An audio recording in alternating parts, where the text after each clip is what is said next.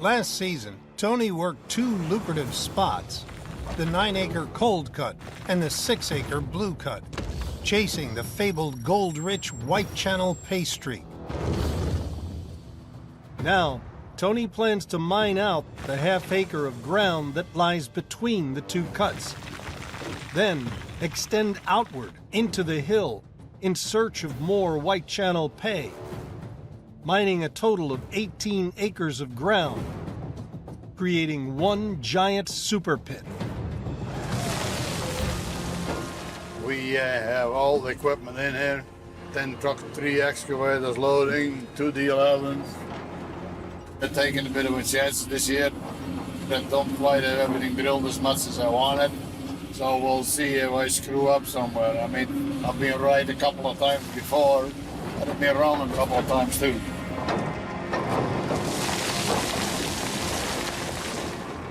Tony needs his crew to dig down 60 feet and remove over 4 million tons of worthless overburden to hit the gold-rich pay layer, and wants the first section exposed by the end of the week.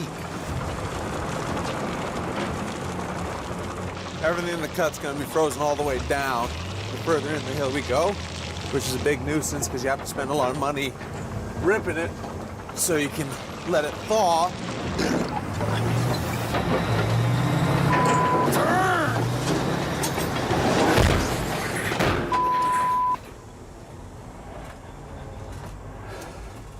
Tony, do you copy, Tony? Go ahead. My shank just broke. The frozen ground is as hard as concrete and has snapped the ripper shank in 2. And with the amount of we have to get ripped right now, it's not a really good time to be down a ripper cat. Mining on the edge of the Arctic Circle, the Beats have just 6 months to bank as much gold as possible. So every day counts. It's a disaster.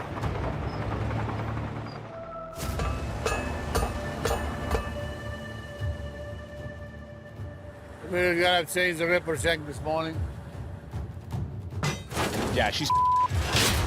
At Paradise Hill, the Beats family are racing to get to pay dirt in the super pit by the end of the week.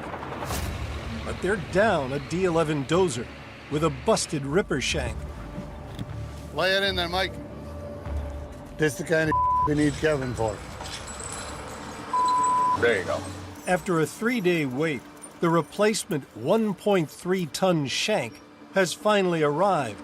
But with Chief Mechanic Kevin Beats not back yet, Tony needs his other kids to step up and get the dozer back in the cut. Hold it, Mike. Up a bit, Mike. Up a bit. Very nice.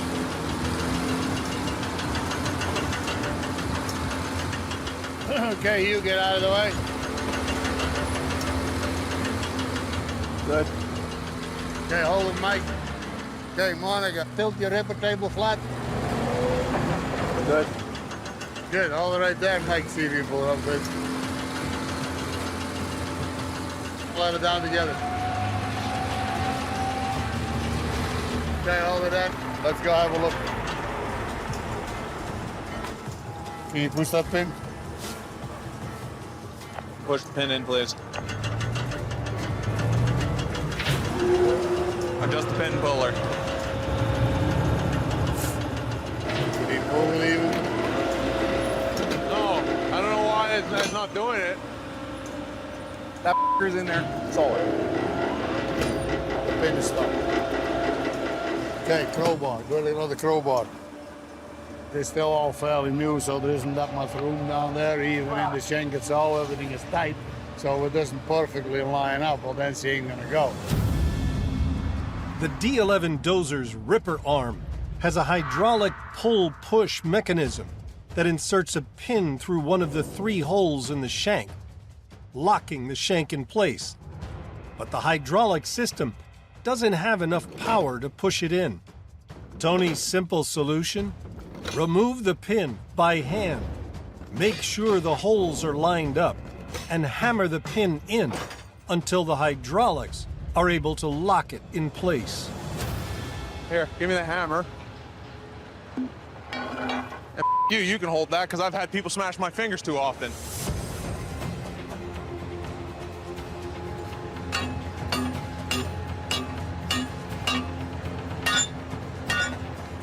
Watch it, go hit him in the head.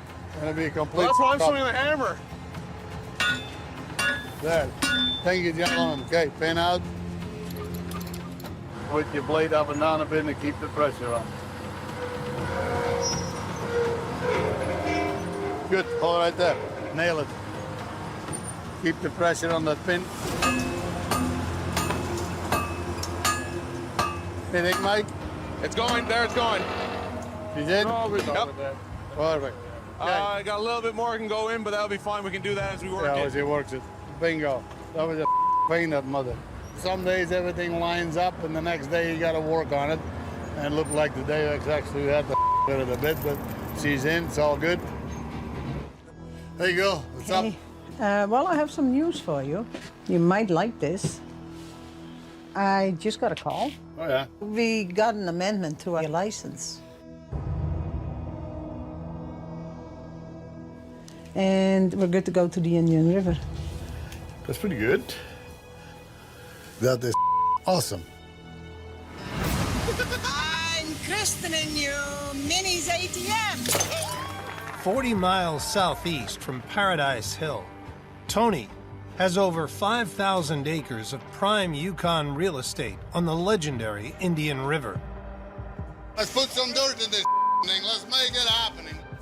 In 5 seasons, the family hauled in over 11,000 ounces, That's pretty good. today worth over $22 million. But 4 years ago, We don't have a water license. Tony lost his license, freezing him out from the richest ground he's ever mined. No permit, no mining. That's simple. Now, an amendment to a license has put Indian River's treasures back within Tony's grasp and means the Beats could face their biggest season ever. Actually, this is long overdue. I'd love to go back there. But the license, don't look back. I mean, in the last 4 years, we've been gearing up for it. We bought all the equipment, so. The dozers, the excavators. Yeah. Look at the money we spend just to get to this point. So, I mean, it's just... We are ready for it. So now let's get in there and see what we can do. Okay, good news, lady. Okay, We'll see you catch later. you later.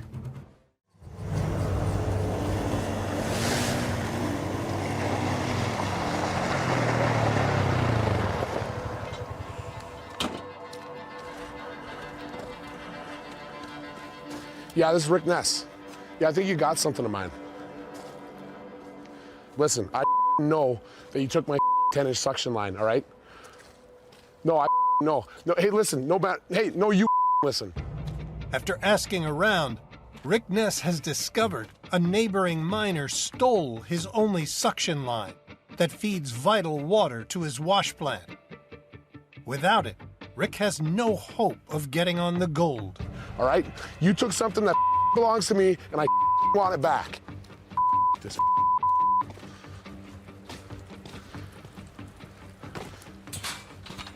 Z! Yo, Z. Dude, you're not gonna believe this.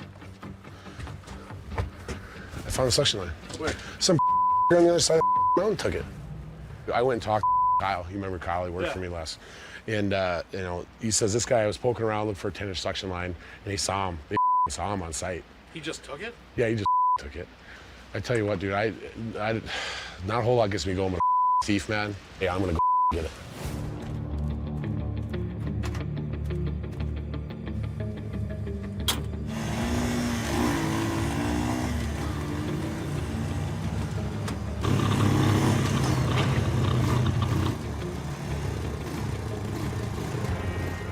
Who are you guys?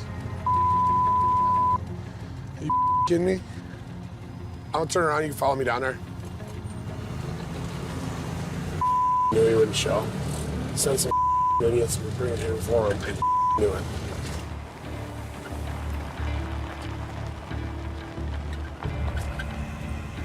I'm trying to keep my together right now because I just saw it on the trailer and it's all up. all smashed. It's all smashed. If this ain't usable, I'm driving straight out there. I'm gonna knock his teeth out.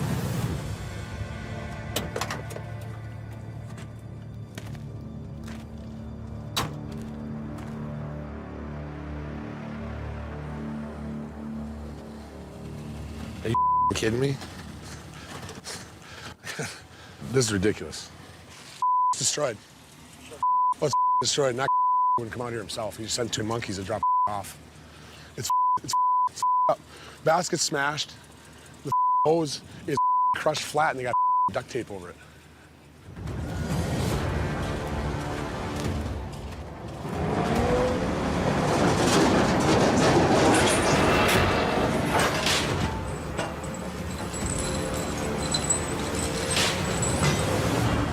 Tell your boss I'm coming for a visit.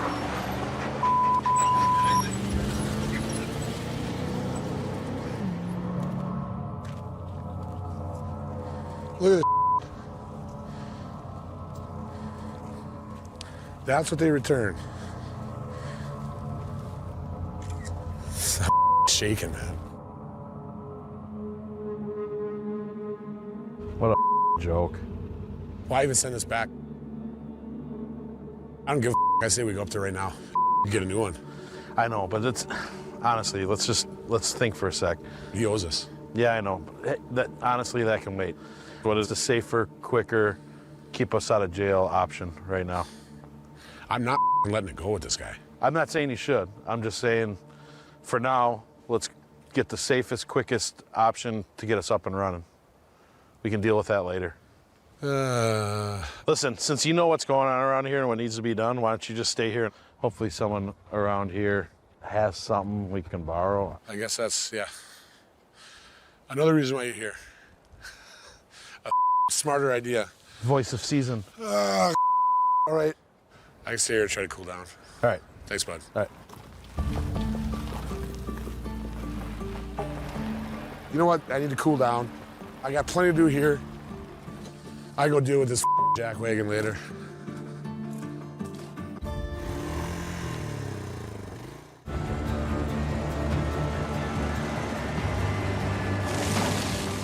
We're back, baby. It's just me and Rick, though, so it's literally just the 2 of us. Just a week after returning to the Yukon, Rick is up and running, sluicing stockpiled pay dirt from the gold-rich Raleigh Valley cut. There is pressure here. There's no doubt about that, especially just being 2 of us. But for the amount of work that had to be done, you know, Z and I made quick work of it and got this plant fired up. And quite honestly, I'm pretty surprised at how seamless it's been. And so far, so good. Hey, Z, you got a copy, Z? Go ahead. Well, what do you say? She's been a long day. You want to make that the last scoop? Yeah, that's fine.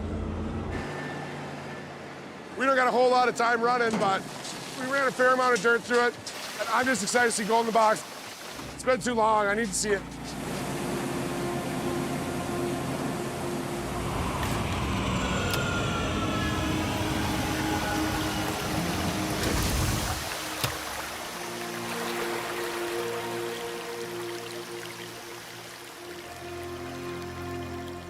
How's she looking?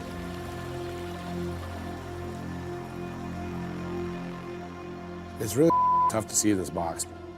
This is just like, here, this is too much. In here. Yeah.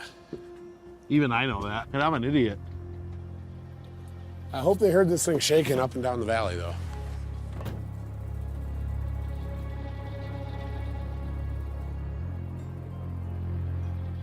Hey, there's some here. Is there? Yeah. Wait. Oh, yeah. On the left. Look at that. Look at that. It ain't that big, but it's definitely a picker. Look at that. Nice. Can't beat that for how much we ran. Hell no. This is huge, man. I'm proud of you. Oh, thanks, man. Seriously. It just holds more weight this year. Oh, yeah. This is a long journey back. I really needed this. I need this to mean something, right? Right here, look at that. Who else got gold in the box right now? Dude, I couldn't have done it without you. So I'm glad you made the trip up here with me.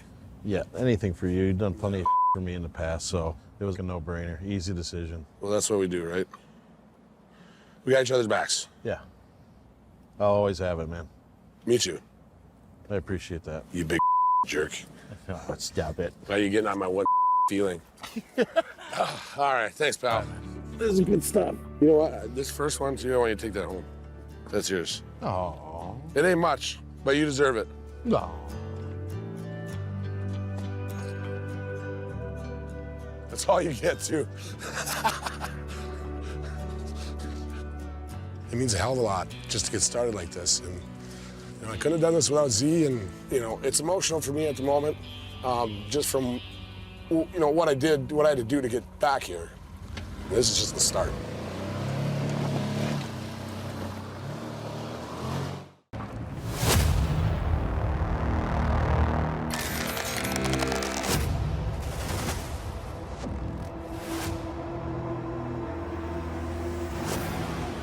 In the super pit, we're gonna have to really stay on it to get down to the pay dirt because it's a big cut. We got a lot of frozen ground to get through.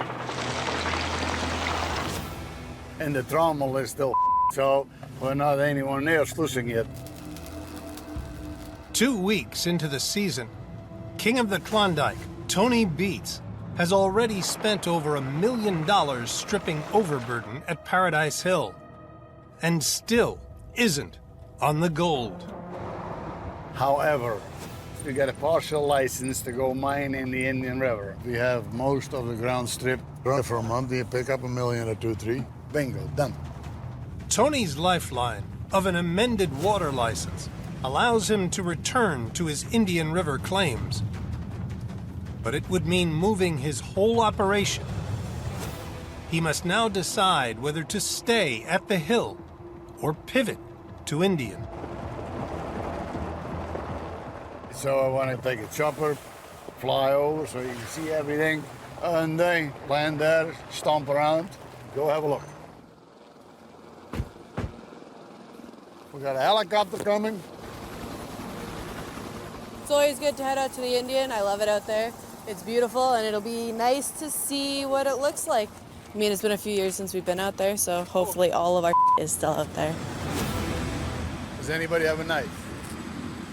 For liposuction? Can I borrow that? Because if I poke him, the will slide over so we can close the door. There you go. Good.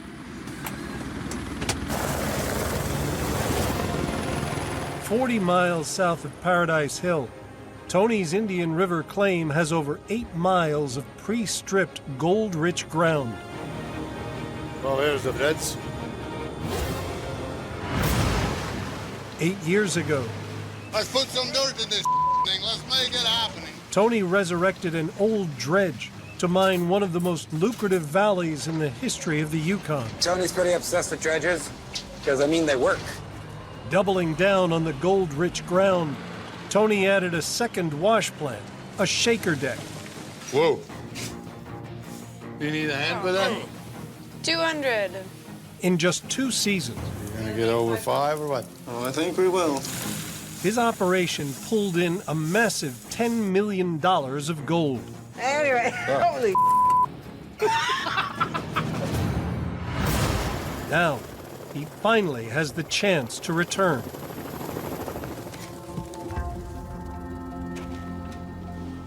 First step, looking around what we got. Whoa. See if we can get in there, Monica. Yeah, when we left, we literally just pulled up our underwear and off, didn't we? Mm-hmm. Well, at least we got a door here. Look, we have a staff. We got freezer clogged. Still a mess in here too, isn't it? It's a great picture, you Dad. The one in the frame? Yeah. The eagle one. Yeah. I know.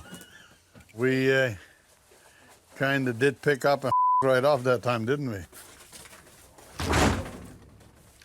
For a while I was living in this camp, I think I was living in this room. Oh, it had a rough life. And there was an ant colony. You see all that duct tape? That was to keep the ant colony that was living in between the desk and the wall from getting out. This trailer's almost a right off by the looks of it. There's way too much snow to walk through to get to the dredge. Let's just go to the screen deck.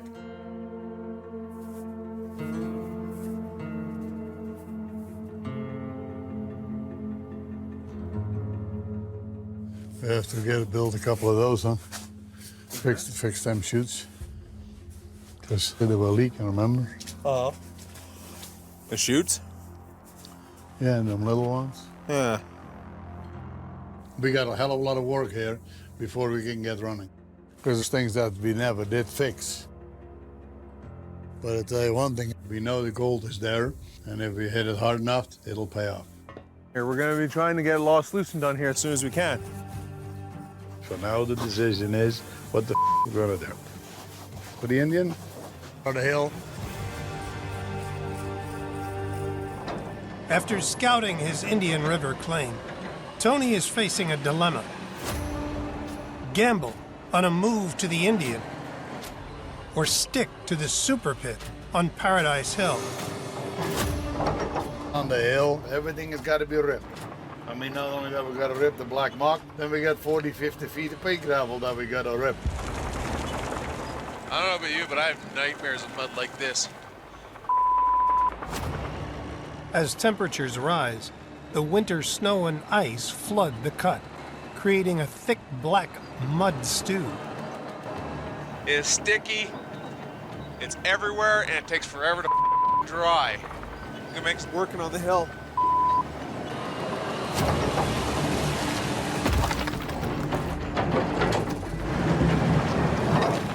Oh, look at that. Well, that looks pretty good. Here we are, finally onto pay dirt and part of the cut. So that'd be kind of nice. Hey, Mike, the gobby can come with a pail and a shovel. I want to take a pail full and pan it, okay? Hey, Mike. Yeah, you can always smell it. Yeah, no, that's a nice piece of pay we exposed there, Mike. I thought we'd just take a shovel out of there. How much do you want? Well, I'm not carrying the pail, so it's up to you. The more you put in it, the heavier it'll be. Oh, half a pail will do then. Oh. Anyway, that's nice looking stuff, Mike. Hey? Yeah. Okay, put it in the truck. Let's go. If Tony's hit Paradise's White Channel pay streak, it could swing his decision to the hill. Hey, Monica. Hello. How are you? Oh, we're surviving. We hit pay, so I thought we'd come in and pan. I know, I even made sure there was hot water for you.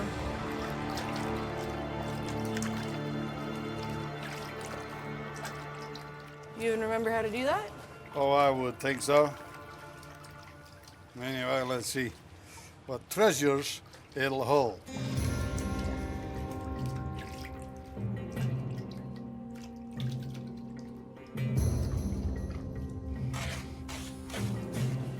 I mean, that's pretty encouraging, guys. That should make one difference. That's awesome. Nice little haul. No, that's super promising. See, I'm happy with that. I'll take that any day. That's the stuff that's got to pay all the bills around here. I mean, if we want to go to the Indian River, that maybe changes things. Let's go, Mike.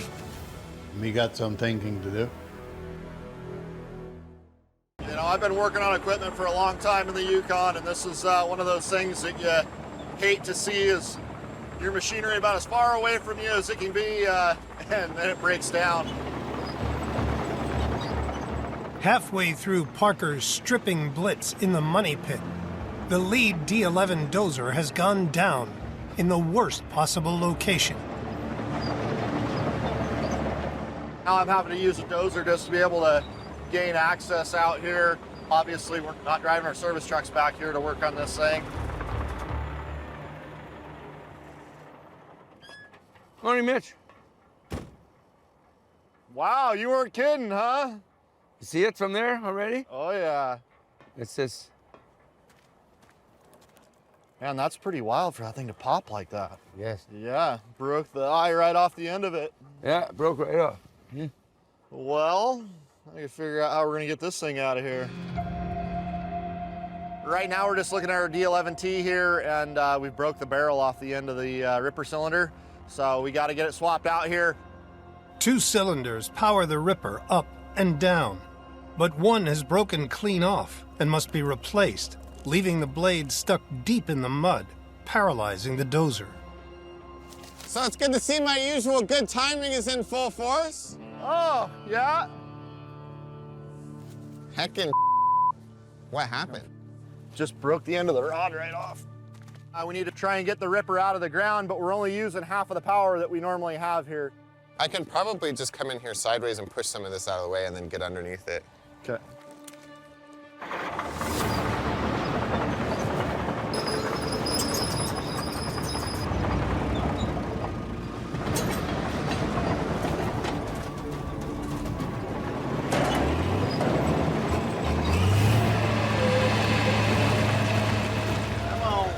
Come on. There we go. Yeah, that'll work. Okay. Thanks, buddy. Right now, we're just walking the D11 out here. Now, this is the full definition of limping your way home. To get the D11 back into the cut as fast as possible, Just put it right there. mechanic Jordan Sands brings in a replacement cylinder from the laydown yard. There it is. This is off of an 11R, so different model, but as long as it will work on this, we'll be happy. Some repair required. Yeah.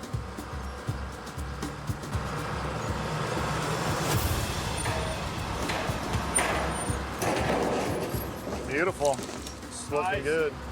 Oh, just hooking up the hydraulic lines. Grip going apart, so we got to put a new one on.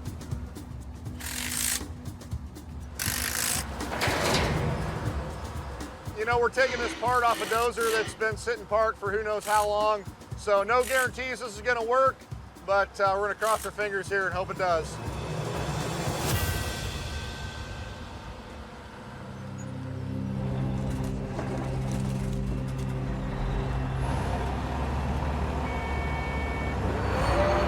All right. Beautiful.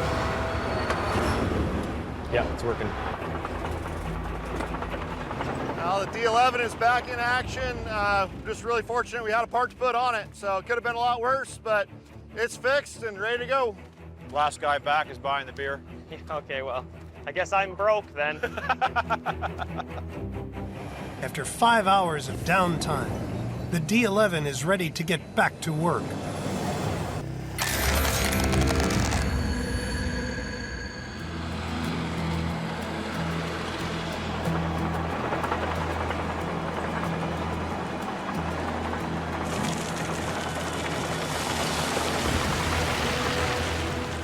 Man, I don't know how you're looking over there, but it's looking pretty sweet over here. I think we got her. After stripping non-stop for 6 days, Yeah, man, starting to see a lot of gravel poking through. I think Parker will be pretty happy. We got this done in a week. Parker Schnabel's crew is finally down to the gold pay layer. Here we go. We got down to some gravels here, Dominion, and this is real awesome here. This is what it's all about. We're gonna get this ground thawed out. We're gonna get a wash plant set up, and hopefully there's a whole bunch of gold right underneath this gravel. For 10 years, while building his mining empire in the Yukon, Parker's lived out of a trailer. But with the purchase of Dominion, he now owns his first house. I have a house now. We're having a housewarming party. All aboard.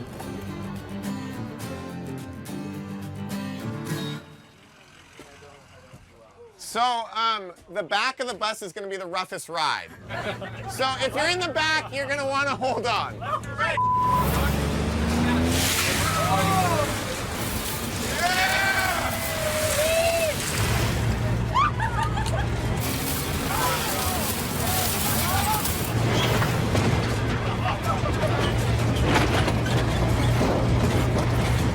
Dude, break, like you brought a wine glass?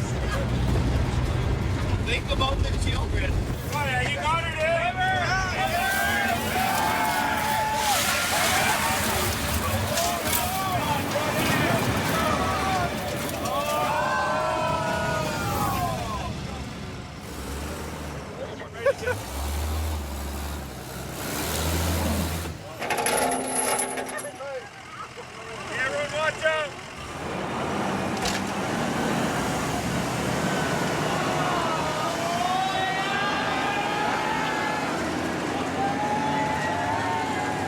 Sorry about your bus, Bill.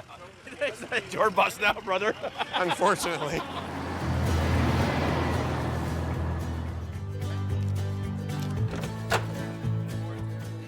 Honestly, like, can you imagine, like, 10 dead in bus accident on mine site? Like, that is not a headline we need. I've never owned a house before. It's very weird being in a house out here. But kind of cool. Like, my shack. And you can fit, like, 20 in here. But it's a weird house. Like, come here. I wouldn't say I'm a germaphobe, but this is a bedroom. And this is the master bathroom. And, like, that creeps me out. I don't like that. There's carpet around a toilet. It's gross. I don't like that. I don't like that. I haven't used it yet. Not sure I can. Well, congrats on your first house, man. Yeah. Thanks. Yeah, it's nice house. Really. It's something. Well, Parker, I know this is your starter home. We finally have a home. That's really cool. So I brought this for later, the celebration. Oh, thank you. Yeah. I really appreciate that. I think we'll enjoy it. Rick's looking for more crew right now. No one else is coming in, so I am feeling a bit of pressure. I can't do it all on my own.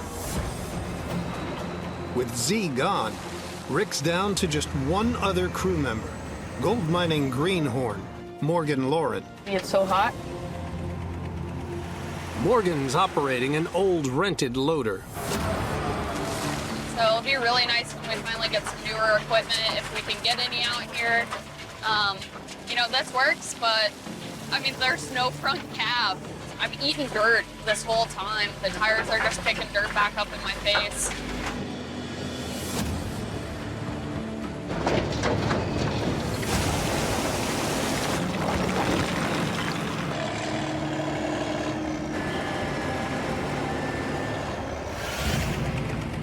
Oh, what the hell? This thing, something is wrong. Dude, it's leaned over so bad. We got a flat tire. Hey, Rick. Yeah, go for it. I'm gonna have to shut down the plant. The loader's got a flat.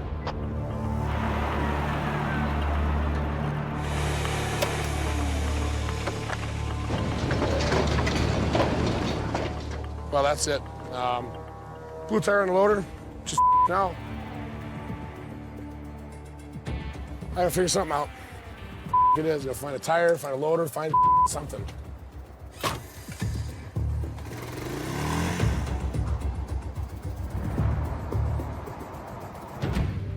So right now I've got an old loader, but it's not, it's not the answer for the season. I need something I can rely on. So I'm going to see Parker right now. I heard he just bought a whole nother mine. Got a bunch of equipment with it, so I'm hoping maybe he's got a spare loader, because need one bad. So maybe he's got something that we can make a deal on. I sure hope so. It's been a few years. I really don't know what to expect here. Rick and Parker have a deep history. Hired by a 17-year-old Parker. Today's Rick's first day on the job. To help him with his small gold claim. Rick was pivotal in helping him grow into a successful miner, rising to be his foreman. Thanks, buddy. Let's get it. But when the relationship began to sour...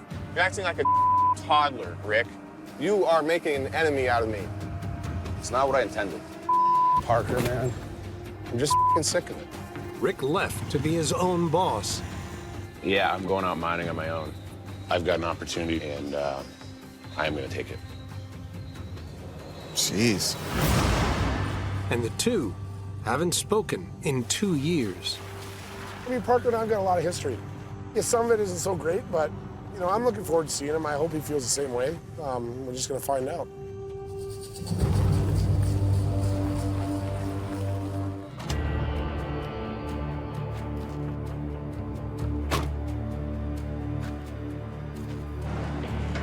I'm sure Parker knows, I haven't been around for a year. Maybe he's heard some rumors. I don't know.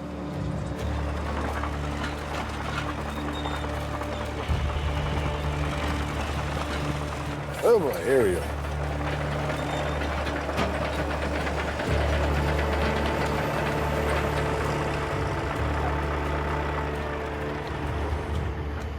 me. If I knew you were coming out, I'd have told you to bring that hoe over. I need this edge bailed. I don't know if you can afford me. 2 years after they last spoke, Rick Ness needs a favor from his old boss, Parker Schnabel. How you been, bud? Good, how are you? Good to see you, man. Good to see you too. So you're back. I'm back. How you feeling? I feel great. Good. Yeah. I know a lot of people are up here surprised, but, you know, they ain't getting rid of me that easy, so. No, you're a survivor. I've said that to everybody. I have. No matter what, I've said the guy survives. Wasn't exactly good for business to take a year off, but it had to happen. No. I had a lot of figure out, and yeah. One of the things that I figured out is that I probably gave you my most productive, hardworking years. Right. You know? We had no idea what we were doing in the beginning. I had no idea what I was doing. Oh, me neither. You know, in every aspect. I mean, you gave your best years to my worst ones. Yeah. In terms of managing all that kind of stuff. And we were working like dogs. The thing is, I don't regret it because what I learned working for you was what I needed. Now, I feel like I've got that old energy back. Good.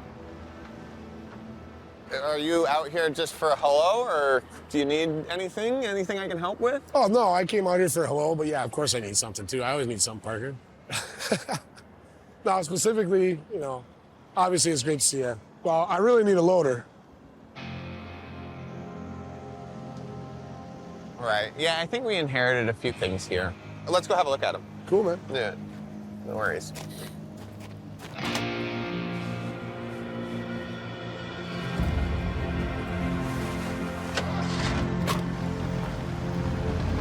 When Parker bought Dominion Creek, lock, stock, and barrel, This thing, I honestly, I have not even looked at it.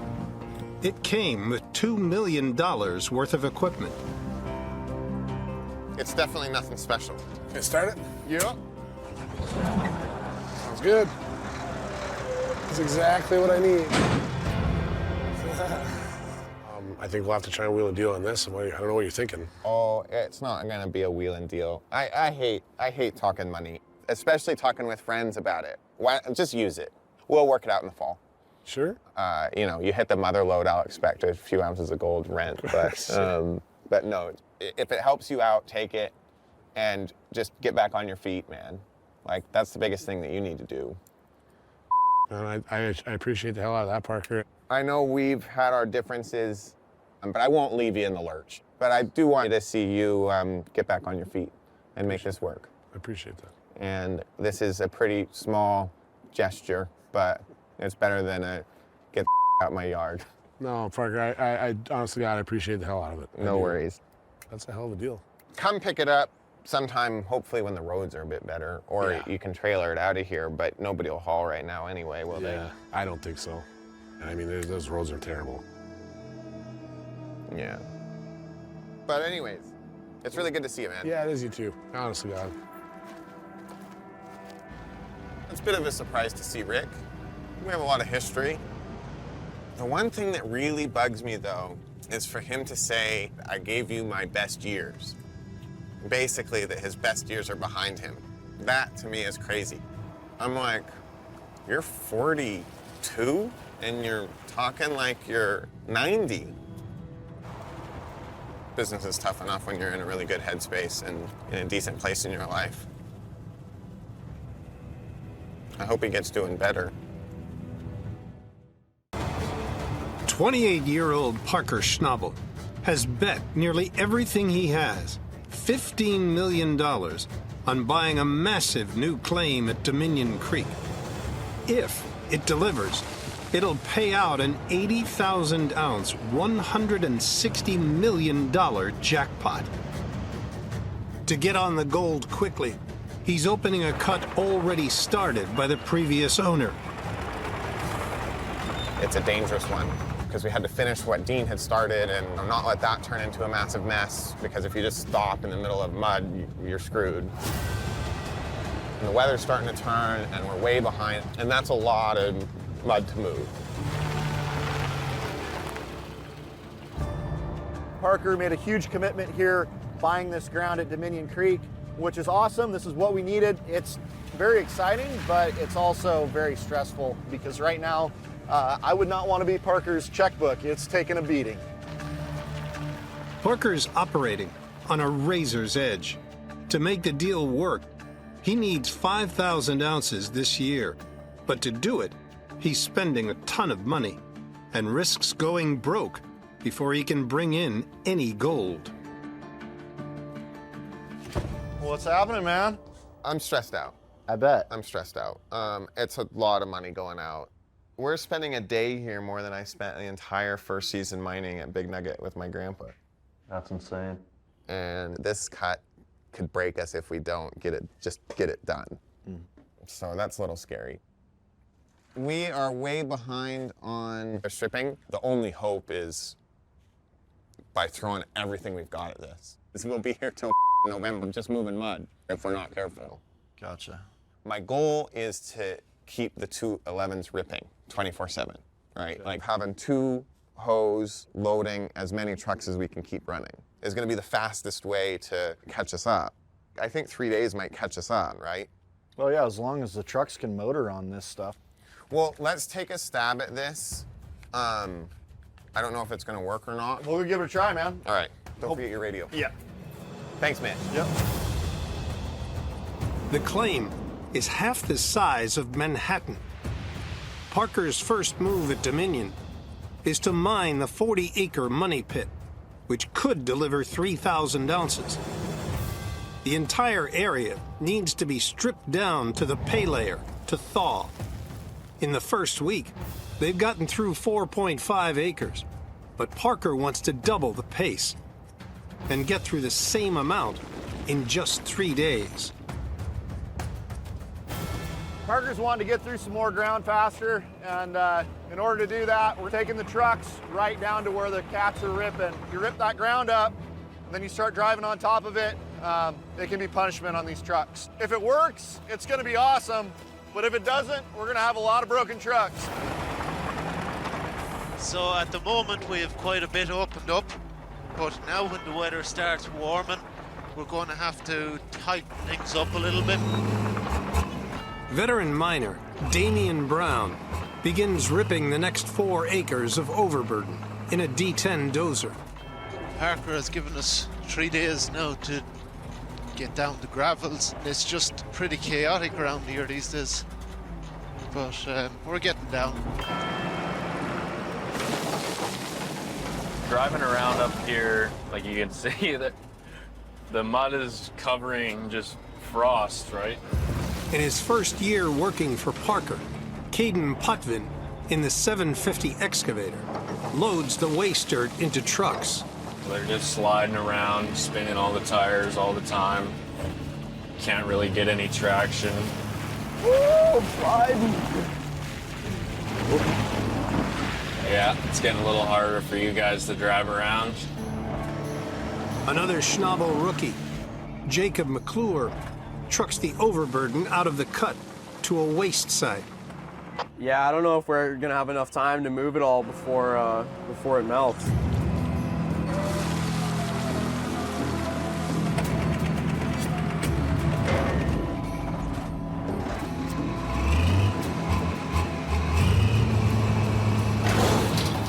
No, please don't do this to me. I'm literally gonna my pants if I get stuck here, man. No! Don't do this to me!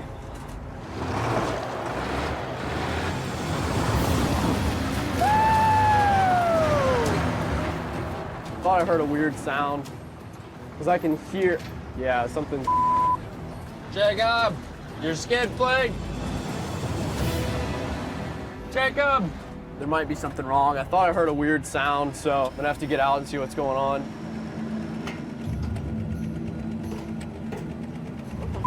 My skid plate's falling off. There should be pins. This one's all bent to There should be skid plates covering all of this stuff here. Hey, Mitch. Yeah, Jacob, what's up? I'm dragging my skid plates on the ground here. All right, man. Hey, I'm just coming by right now. Copy that. I will pull over. The last thing we want is a stick to get up in there, rip out the wiring or the hydraulic lines or anything like that, and make a bunch more work for us. Mitch and mechanic Bill Horton must get the truck back into the cut fast in order to hit Parker's deadline. This one's bent a little bit. Out here, we don't have a big press like we would in a shop, so we got to kind of make everything. See if we can bend that into place. The quick fix? Bend the steel skid plate back into shape with the bucket of a 750 excavator. You got it, Mitch. Perfect. And look at that. First crack. Pretty close. It's bang on. Nice. In there. A little bit of dirt for lunch. We'll take that. There we go. There it is. Put some bolts in there and we'll send her back to work. Here we go. Get this thing back out there. Sweet.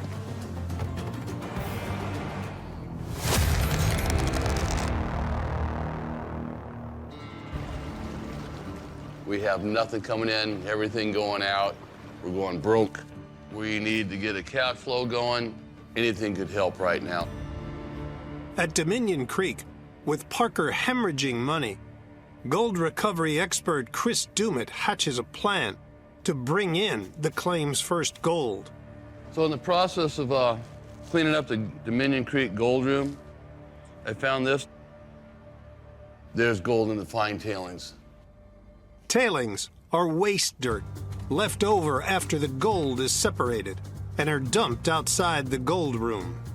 I'm gonna grab the mini hoe, dig it up, run it through my equipment, and then hopefully we'll get some gold.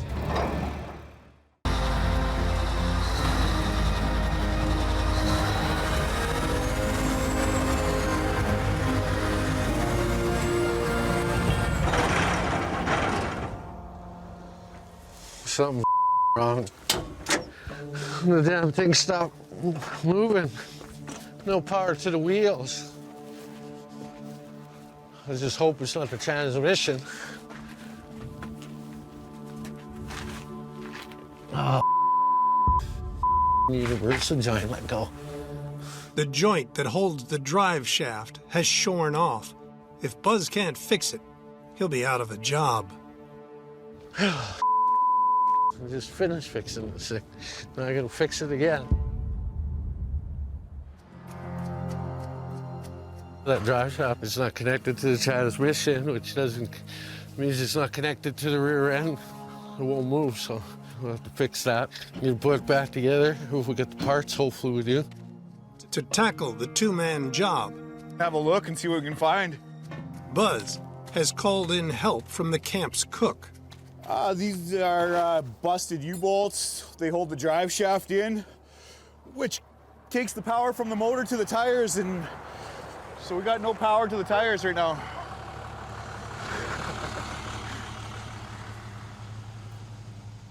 Yeah, they sheared the bolts right off. Okay. Pull the rest of that drive shaft out if we can. All right, well, Let's see. I'm here to help you out, so let's get her done. Yeah. All right. There we go.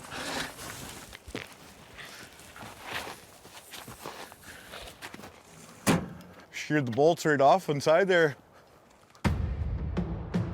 The rock truck's drive shaft transfers power from the engine to its two rear wheels, but two of the four U-bolts that keep it in place have sheared off, and the drive shaft has fallen out of alignment, stopping it from working. To fix the problem, Buzz must put the shaft back, then replace the broken bolts, allowing the drive shaft to power the rear wheels.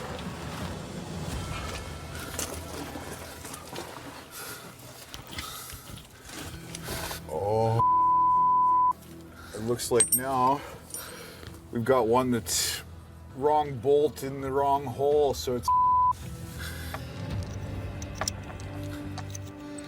This is the factory bolt, and this is the one whoever installed the part put in, which is the different thread pattern and a little bit bigger of a bolt, so it just squished the threads on the inside. So what Buzz is doing right now is just rethreading the inside hole, so we'll be able to put the factory bolts back in. It really sucks when you get to wait a couple hours to do a couple minutes worth of work. Been avoided if a guy put the right bolt in the hole. Feels like it's working. All right, Buzz, you ready for this? Yes, sir. All right, let's go.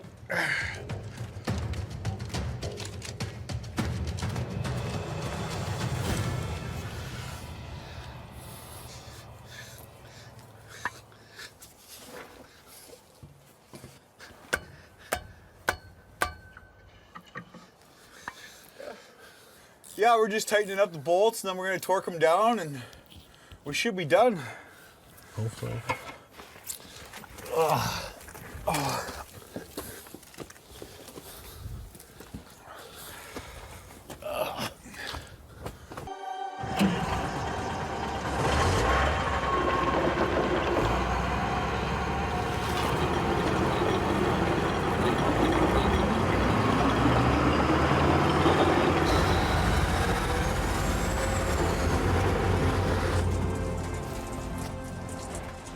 Hey, Rick. Let's pay this. Shut up. Look at this guy.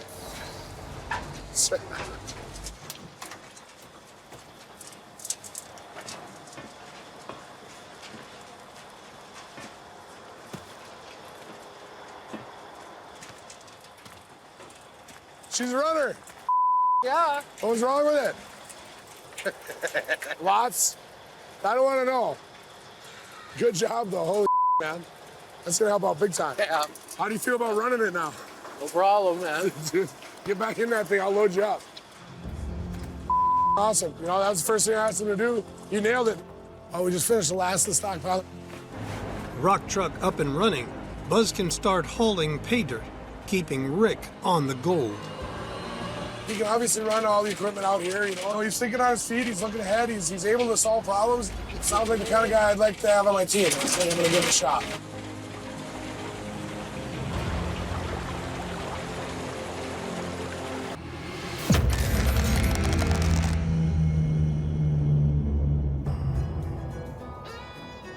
Where's the boss? Yeah, where's old Richard? After Buzz fixed the ancient rock truck, Rick has hit the second stockpile and kept the plant running all week. What's up, nerds? Hey, boss guy. I didn't get in the beer yet. There you go, buddy. Morgan? She old enough? And I got to be honest with you, coming from Fred, I didn't have much hope. I'm just going to say it. But you got that truck running for us, and that, that's huge. That helps us out a lot. Hope to see some good gold. Yeah. Right. It'd be a change, huh? Yeah, it'd be a big change, right? Yeah. I mean, I don't know a whole lot about, what went on over with Fred and all that stuff. I know that there was not a whole lot of luck out there, but, what do you think coming over here? I'm coming from hell into heaven. The last couple of seasons with Fred, it hasn't even covered my own personal costs. All right, let's weigh some gold. To cover his costs, Rick needs 20 ounces a week. 6, 8, 12, 14, 16, 18, 23.28. 23.28, hell yeah. Beautiful. Worth $46,000. That's like an ounce better than the best Old Wave of Misfits ever had. Oh, really? Yeah. Well, we're just getting started. Now, with this week, I think we're at 65.2 ounces, 65.21 ounces. I'm very happy with that, and that's what I need right now. I need to be able to put that in the bank. Use that to get, more guys like you here, girls like you, more machines, so that we can work forward and, start pushing more yardage through, getting more gold. With you guys' help, I think we can have another successful year here. And let's make it official there for Buzz. Ooh. Got a hoodie and a couple t-shirts for you. Nice. Rally Incorporated, welcome. Sweet, man, thank you.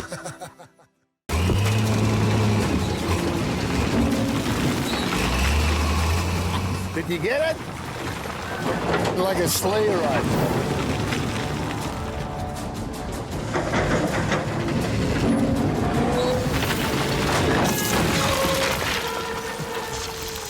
I may be ballerino, but jumping does all for that.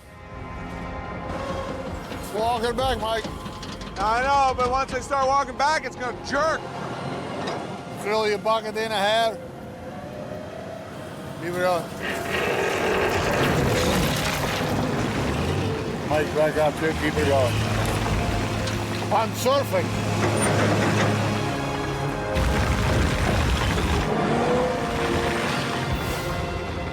You doing a jig over there?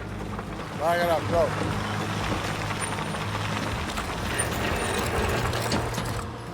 What we're gonna do is drag it over, and then we'll put it out of the way for now. All right there, good. Okay, take a loose. Now we'll just start putting in the culvert. We still got lots of snow and ice. It's still melting, so we like to get the culvert in before that water gets too crazy. The flow of the creek is increasing due to melting snow. The clock is ticking to get the culvert in. Okay, Mike, lift it up, drag it to the creek. Make sure everybody's clear.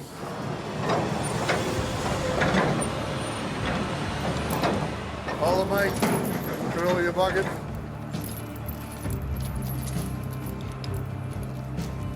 Okay, do it.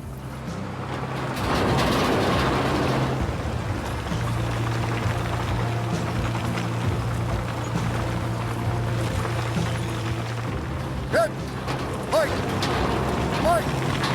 Mike. Leave it right there. Take the chains off, Mike. Hold it right there. Good. And now we'll just see how it lines up. If it don't line up, we'll make it line up. Yeah. Right? To optimize water flow under the road, the 20-foot by 6-foot culvert must lie in the center of the creek. Perfect, young fella. Roll it. More. Actually, can you slide that front over? Give it some more. Give it some more. Give it some more. Good. Leave it right there.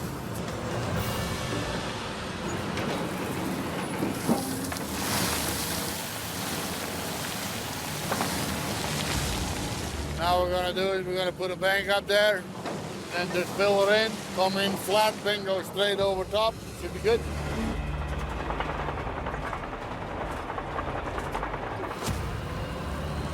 I need to fill this in because otherwise that water's gonna wash away the culvert. To stop the water washing away the culvert, Mike races to build up the road and secure it in place. So you want to get there and quick because the longer you wait, the more work you have to do to fix it. And if you wait too long, you have to start literally from the beginning again. The work you from these.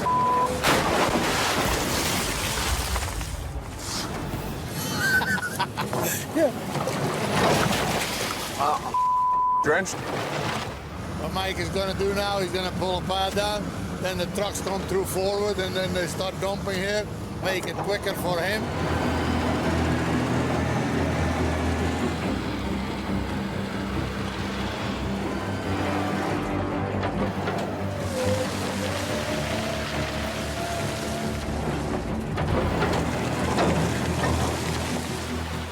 Culvert is handling it. We'll just build the dike up around it a little bigger and good enough. Using waste material from the rock trucks, Mike builds up the road around the culvert. This will give me enough dirt so that we have a 2-lane road here once again. At least we can run pickup trucks and everything to cross the creek now. Everything stays out of the water. Well, that went pretty good. I mean, all in all, that's another step closer into sluicing now, isn't it?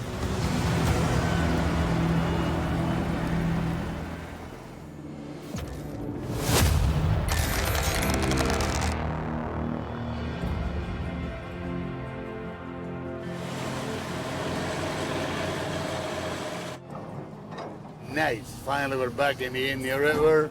So it'd be nice to get this all set up here. We managed to do a bunch of trucking, moved basically everybody over here. That went pretty well. The next few days, we're gonna just be trying to open this cut up as much as we can. Hopefully, we'll be able to get a plant up and running, working towards that 6,000 ounce goal of ours. Just half a mile from Parker, King of the Klondike, Tony Beets, is close to tapping into his biggest piggy bank. I gotta go.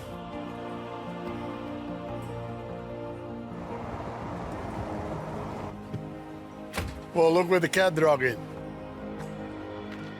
Hey, Hey, how was the road? lovely. Lovely. Tony's wife, Minnie, who looks after the family finances, is checking in to see where the gold is. Did you miss it? No. No? No. What a mess. Well, it's another circus. Yeah, well, this is your circus. Right? We'll do all the hugging and kissing inside. But it's dark. My chair is still here. Everything is rolling, everything is going. We just get the culvert across the creek. Now at least we can move the equipment back and forth. Yeah, we're doing pretty good. It's good to see some action here again, though. And so, I'm glad to be back here, let's put it that way. when do you think you're gonna sluice? We're gonna go sluice. That guaranteed be at least another week and a half. Wow. Well, Because, you're spending. It'd be nice to get something in the piggy bank again. Look on the bright side. At least you get rid of it. It always takes time. It takes I know forever, that, but we and need to like I get said- sluicing too. This is almost a month later than usual. Yep. So that's actually quite big. That is a big thing. But, hey, you start all over again. We got the ground, and we got it opened up. Right now, there is money going out only. There's nothing coming in, so you better make sure things are starting to go. Every year is the same, right? So. It is really late. I still think that was the right turn. Get it on the go.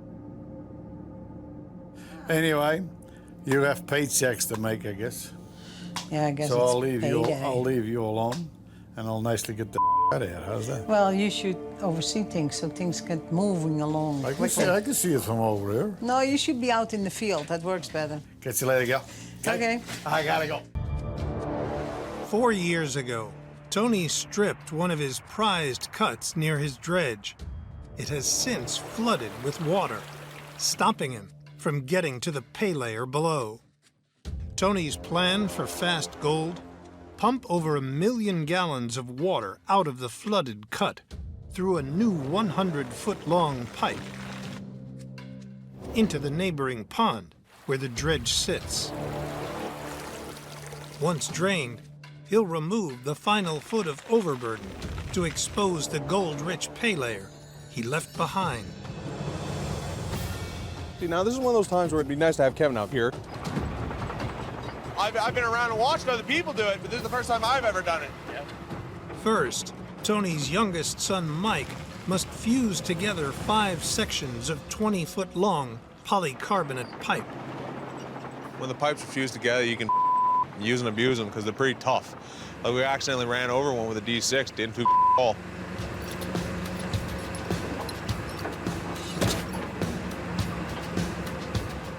Can you push it? Good.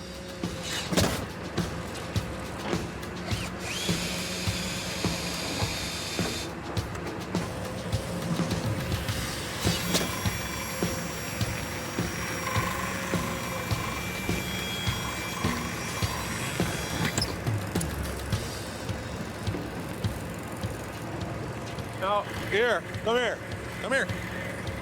I don't bite, I swear. You see how smooth that is now? But you can see over here, it's still a bit rough. We need to have to shave it a bit more. We're trying to get this as smooth as possible, and that makes it easier when it melts to fuse. There's a art to this. It takes a little bit to get it.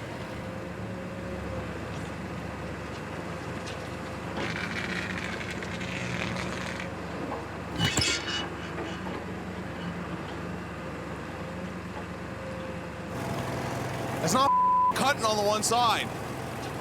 Like not even slightly. This is pointless almost because these blades aren't cutting.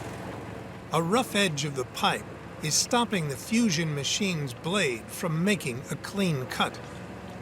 If Mike can't fix it, his pipe dream is over. Do we have a chainsaw on site?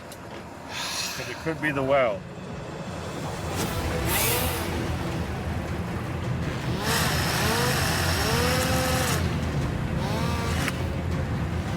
Well, we gotta do what we gotta do with what we got.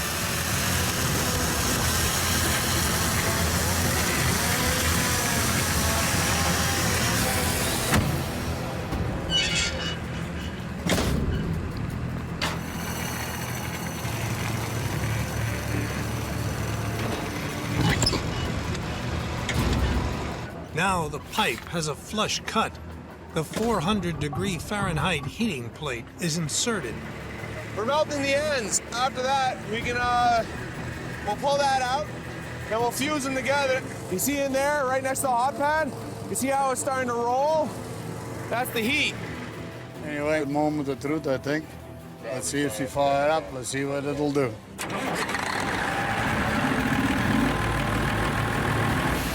If you really got to move a volume of water, you pop them in there. They let it, it's all gone. Get rid of the water and get ready for sluicing. It's about time, I think.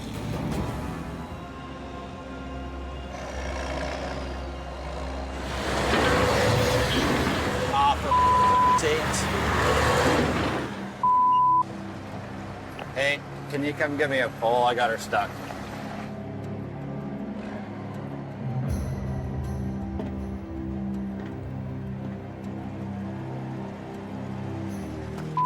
Me, this is a mess. Stick her in. Aaron's truck is stuck in the middle of the cut, and it's causing a traffic jam. It's like a old folks home around there. Gotta get the moving a little bit. I mean, what the? Make sure your depths are all locked and you slowly go with them.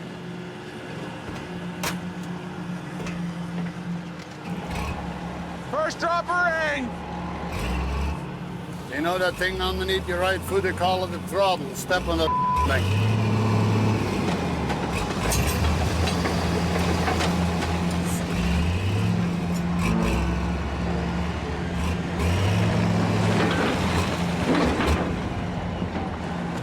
Get the out, bingo, let's go. There you go.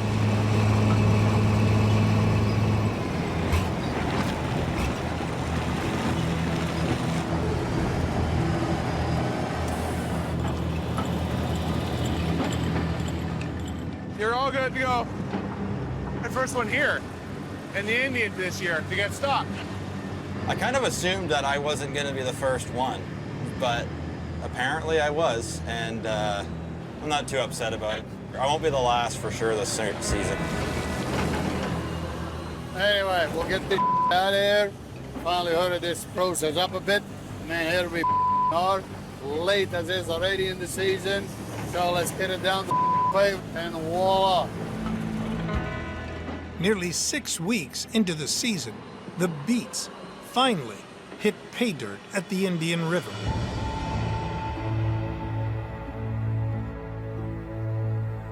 Look, it's a little one. Opa likes them. Yeah. Then we're gonna go wash gold in it. You know what gold looks like? You do? Oh, that's good. That's good. That's good. That's good. Tony gathers the family to pan for the first gold at Indian River in over 4 years. Nice to be back, guys. We got it drained, we got it graded. I was thinking maybe we ought to take a pan. Maybe there's even some gold in here. Hope so. Huh? Make it worth coming back here anyways. Let me grab the pan. Haha, what are you doing? You gonna help Opa pan? Are you gonna splash me or something? Do it, please. No, don't. Okay, moment of truth, guys. Okay. Oh. Let's have a look. Tony's hoping the cut is as rich as he remembers and wants to see at least 5 flakes. That looks pretty nice, huh? 1, 2, 3, 4, 6. 6? It's amazing how coarse that is. You see that? Gold. Look, there's gold. Yeah. Yes. Chunky stuff here. You want that in your shoe? No. No? Okay. I'm surprised that they're that big. I mean, we can come back for this, huh? Yeah. Gives you a little bit of encouragement. You spend all this money. It's nice to see a little bit of that yellow show up once in a while. It's nice coming back to know that we have a cut prepared, ready, and all we need to do is set up a box to run it through. Tony must now race to set up a wash plant if he has any hope of hitting his 6,000-ounce season goal. Yeah, that's gold. That gold is going to come out of the ground. There's no question about that. At Duncan Creek, a broken water pump has shut down Rick's operation for 4 days. But against all odds, Rick secured a lease on a new one. Yeah, that's a big pump they're talking.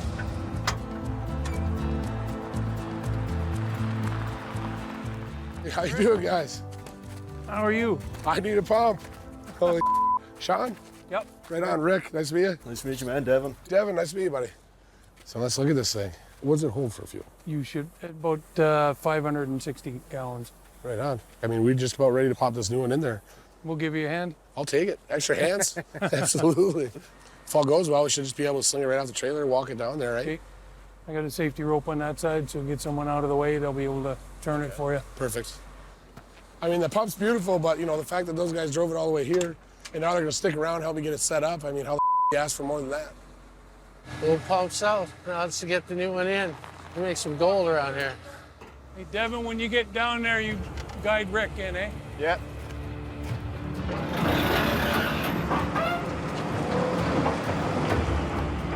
Want to drive that truck out? Swing her this way, Rick.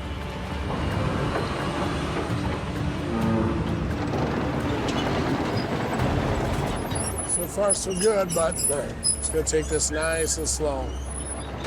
The new pump weighs over 2.5 tons and costs $200,000. If Rick damages it, it will wipe him out and end his season. It's a heavy pump and going down a very steep incline, so I'm very aware that this thing could want to nose over on me. Oh! It's so close. Taking it very, very slow, very easy. And once we got the line, that discharge line hooked up, then we can pick the whole pump up, kind of put it where we want it, and that line will follow it. Some big stuff we're working with here. We'll get there. We get this intake hose slapped on. Should be able to throw the basket in the water and fire it up, see what happens. We've been down quite a while now, waiting for this pump to get put in. So hopefully this will do the trick.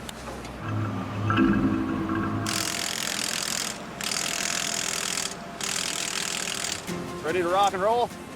So we also have this remote feature with this unit. Yeah.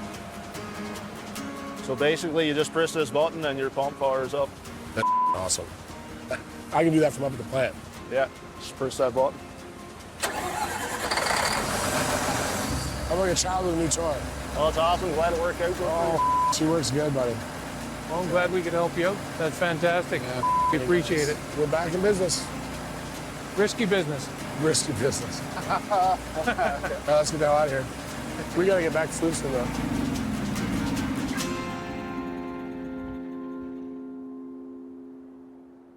Yeah, Devin, go ahead and throw some water at me, bud.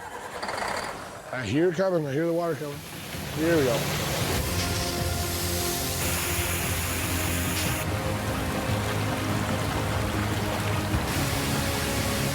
All right.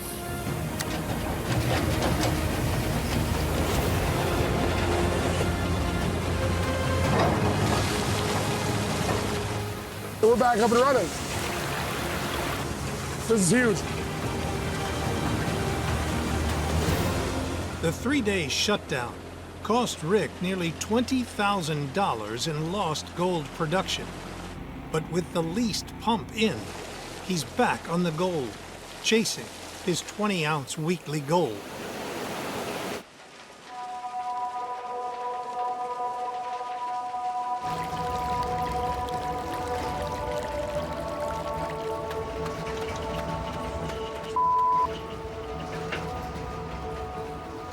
What the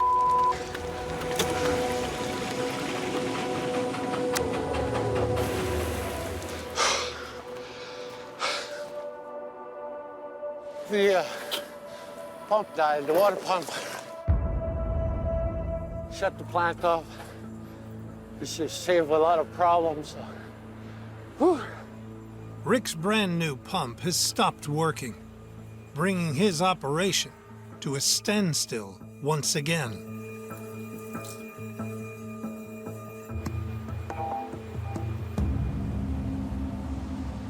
Yeah, well, we ran the pump out of fuel. Pretty stupid. Stupid on my part. Running for fuel down here. Luckily, Buzz caught it. Now we're filling her up. We won't make that mistake again. And second of all, you know, I just tested my people. You know, I say, hey, you notice the pump ran out of fuel? Buzz caught it right away. Amazing. I'll get it started from down here.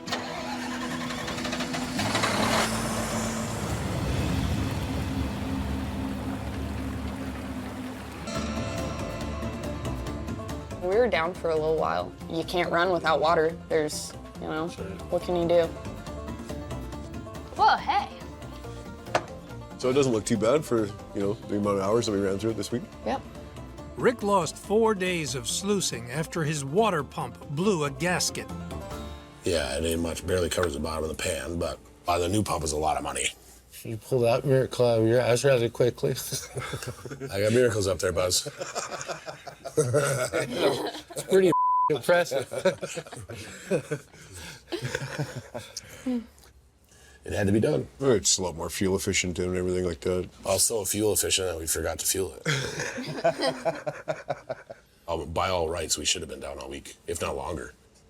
So, you know, whatever we got, I'm happy with. Yeah. All right, here we go. To cover costs and build up funds for new iron, Rick's looking for the stockpile to deliver 20 ounces.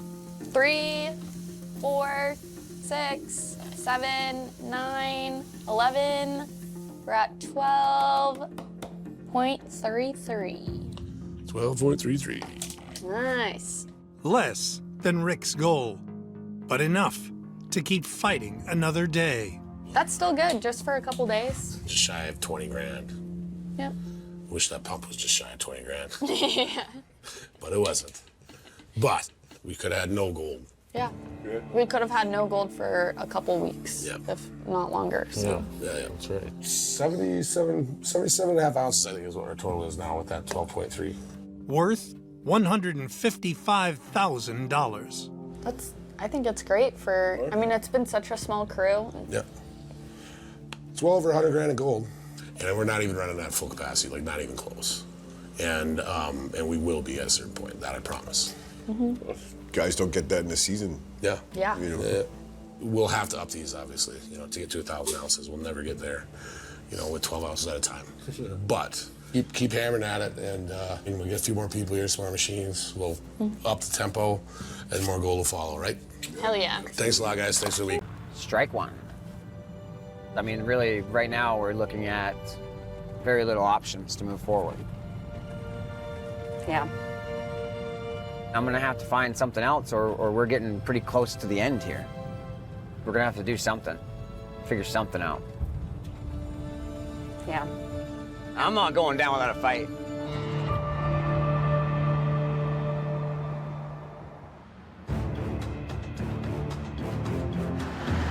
It's time to make all this stuff scattered across the cut look like a wash plant. Parker Schnabel is running out of cash and desperately needs gold by the end of the week. It's good to finally be pretty close to sluicing. It's been a long time. We need some money. Hopefully it's a decent setup and everything runs smooth. Parker's charged Tyson Lee with getting wash plant sluicer up and running at Ken Stewart's Unforgiven Cut.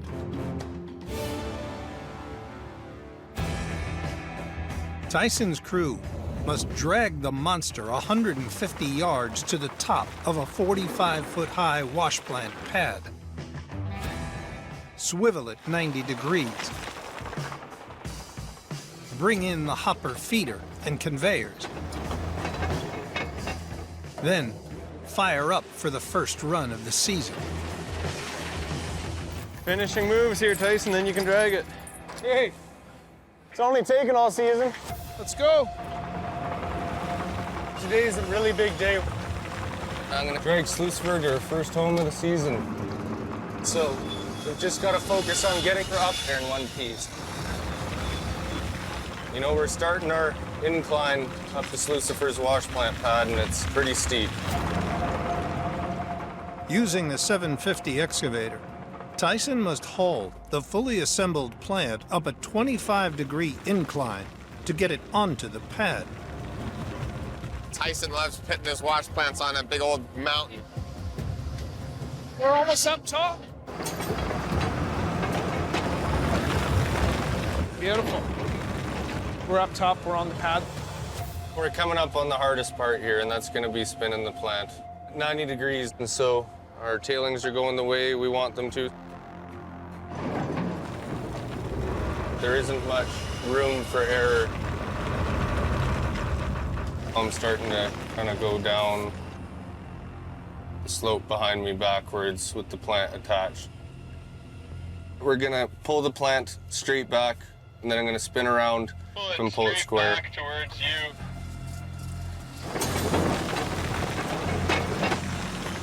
Things are getting a little bit sketchy. You got a 75-ton excavator. You got 80 tons here, and we got these two cables here. If these cables snap, basically he's gonna tumble, and hopefully this thing doesn't come down on him. You just don't want those cables snapping.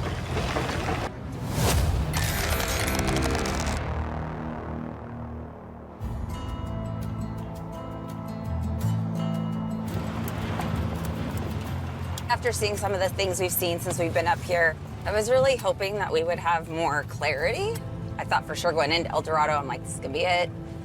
But it's just more obstacles, more challenges. I don't know, Kara. I feel like we've put our best effort into this, and I'm running out of time to pull it off this time. Fred Lewis is nearly out of time to save his gold mining dream. So, you know, we're gonna have to go talk to Parker. Yeah, I agree. Maybe he has some advice that might help us, who knows? I just don't want this to end, you know?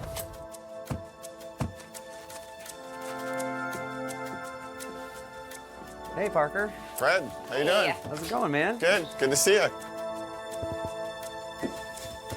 Here, have a seat, babe. How you been? You know, last season wasn't very good. We're prospecting right now, looking for ground. We just looked at some ground over on El Dorado. Nothing's matching up to what we need.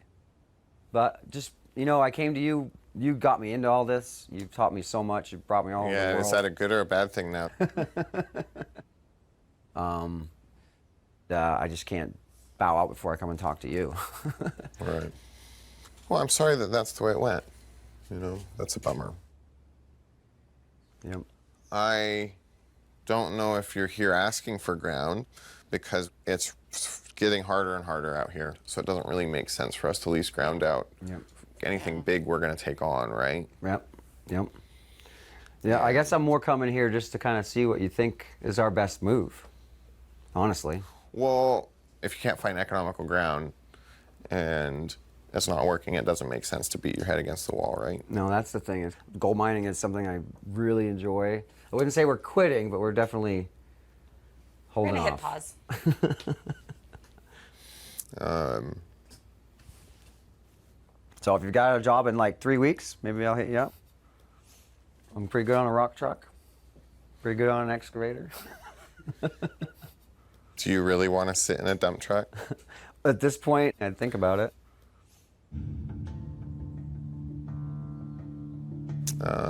Well, it's a bit of a challenge on that front. We've got a pretty decent sized crew right now, and it's a little bit too much than we should have as it is. But that always seems to be the way. Well, that's pretty much why we wanted to come, Parker. I don't know. I kind of feel like this is the place to end it in some ways. I mean, you brought me into this kind of full circle, I guess. it's a brutal business, and it just doesn't seem to take any prisoners, does it? No, it does not. Well, thank you for the opportunity. I feel like I owe you a lot. I appreciate what you said there, and I'm glad that we can leave on good terms. Yeah, absolutely. Yeah. But I appreciate it, Parker. No worries. Thanks for stopping in. Thanks for having me. Sorry it went the way it did. Hey, man, it's life. It's life. Take care, Parker. All right.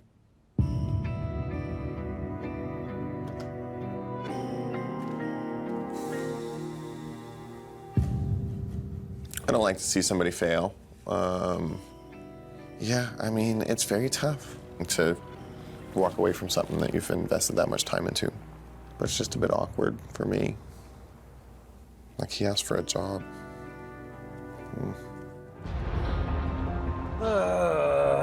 No, I feel like this is kind of the first time I've been forced to give something up. My heart of hearts is telling me to say goodbye to the Yukon. Regardless of where we go from here, think about what you've accomplished over the last several years. Goal was never to get rich off of gold. Our goal was to give vets a sense of purpose and new mission, and that's exactly what you accomplished. Yeah, I agree. I agree. It's time to make all this stuff scattered across the cut look like a wash plant. Parker Schnabel is running out of cash and desperately needs gold by the end of the week. It's good to finally be pretty close to sluicing. It's been a long time. We need some money. Hopefully it's a decent setup and everything runs smooth. Parker's charged Tyson Lee with getting Wash Plant Sluicifer up and running at Ken & Stewart's Unforgiven Cut.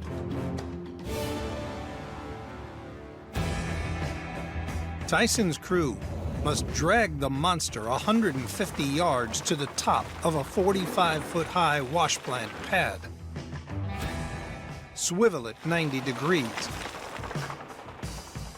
bring in the hopper feeder and conveyors, then fire up for the first run of the season. Finishing moves here, Tyson, then you can drag it. Hey, it's only taken all season. Let's go. Today's a really big day. I'm gonna drag Sluicifer to her first home of the season. So we've just gotta focus on getting her up there in one piece. You know, we're starting our incline up to Sluicifer's wash plant pad, and it's pretty steep.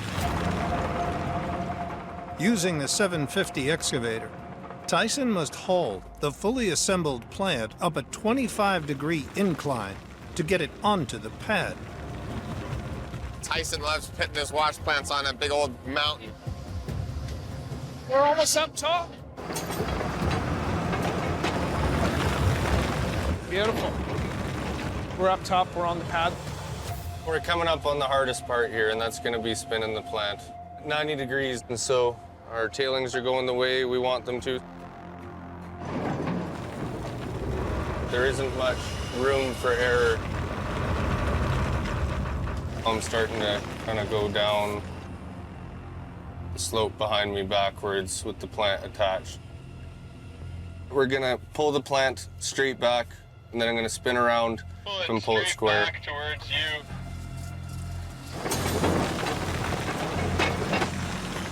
Things are getting a little bit sketchy. You got a 75-ton excavator. You got 80 tons here, and we got these two cables here.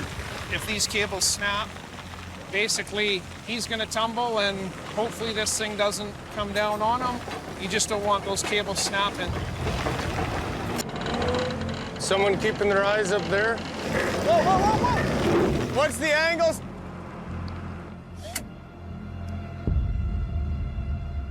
Back up. Keep going. Stop. Looking good, Tyson. Woo! Sluicifer's finally at her new home. I'm really excited to start washing some rocks and hopefully catching a lot of gold. All that's left is to hook up the generator to the super stacker. Start. She just got to wake up a little bit, hey? Away she goes. We'll just pretend that never happened. If that didn't fire up, we were done.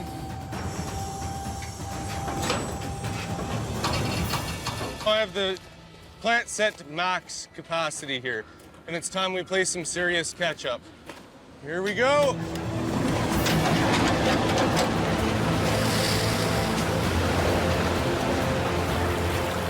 Go ahead. Give her the first scoop.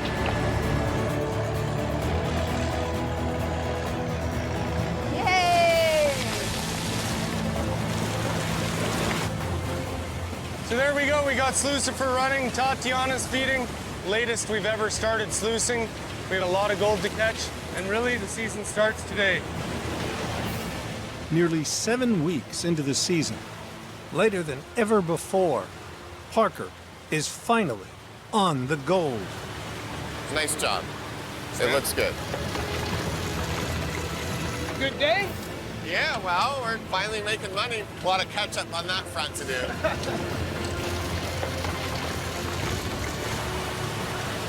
End of the week, we'll see if there's any gold in this thing. We'll find out soon enough. See you around. I hope it's good. We need it to be good. We've spent a lot of money.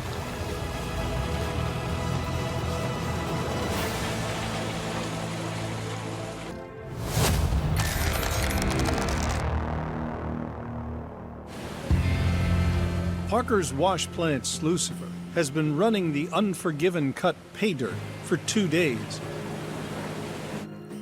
Now, the season's first real gold is in.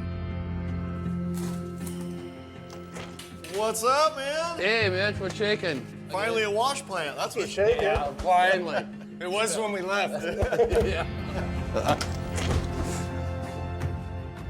What's up? First cleanup in our new home. Still got my seat? Yep. Nearly 7 weeks in, and later than ever before, Parker is about to see his first gold. So sluice just fired right off pretty as a picture, eh? Yeah, it's just, easy as press and go. Wave the magic wand, wash plant set up, go. Yeah. But yeah, it was nice having Tupper up here helping for sure. Oh, for sure. I made him sweat and got him to haul the wash plant, so he was pretty nervous when he first jumped in, but he was happy when he got it down there in one piece. Well, it's nice to be back on Ken's ground after, last season. It's not nice to me. We're too spread out. More than ever, I'm going to be relying on you guys. Anything less than 5,000 ounces this year is going to put us in a pretty tight spot. Well, how do we do, Doomit? Well, we can throw it on a scale and see. 10, 20, 40, 80, 100, 110, 116 even. We have 116 there, plus I did some mining on my own, and I dug up the tailings from this gold room and reran that, and I picked up 9 ounces. Chris, you're paying for some bills. Yeah. So that actually gives a total of 125 ounces even. Worth $250,000. To the first goal of the season, Yeah, right? there you go, man. And nice looking stuff, too. Just need a lot more of it. Yeah. We've spent a lot of money this spring, more than ever, but I'm not looking backwards, I'm looking forwards. And it's good to see some gold, and it looks like 3 ounces an hour. And it's not bad. We'll be all right, I think.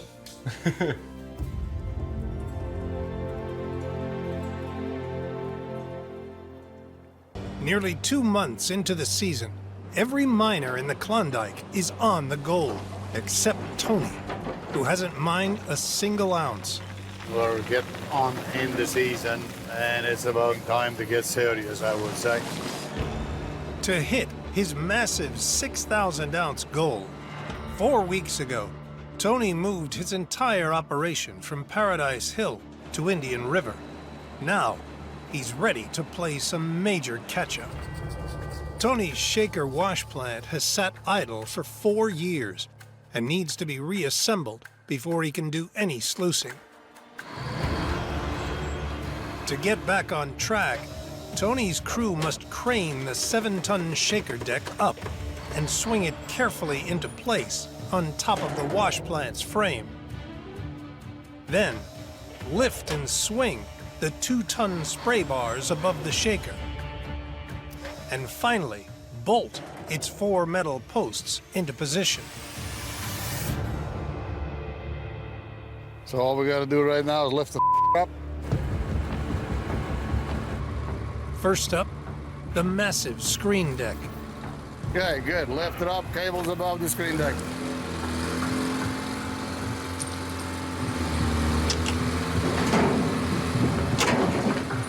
Okay, lift the thing up, see what's gonna happen with you, please.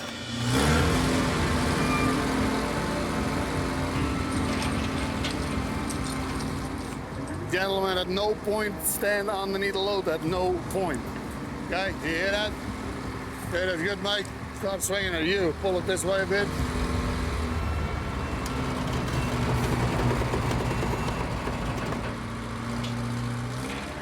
A little bit more, Mike, if you got it.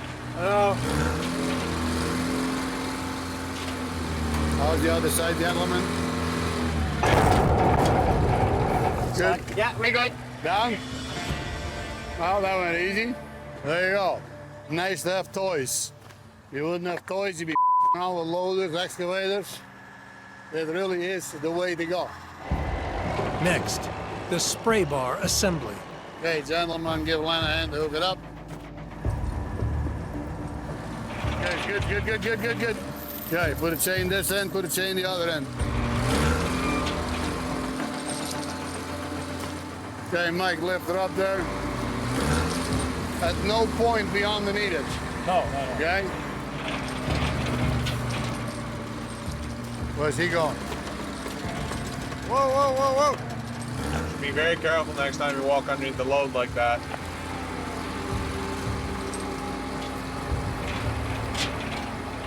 Mike, swinging my way. Let go of the chain, walk around and load. Oh my. Hold it.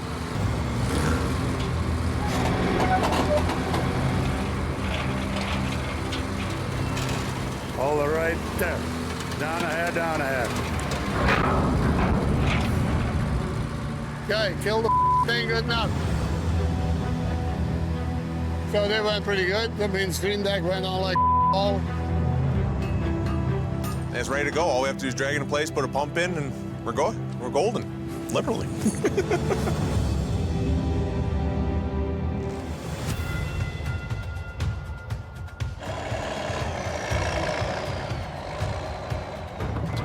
So there's a little clovers on there so we can hook them on these things and drag this.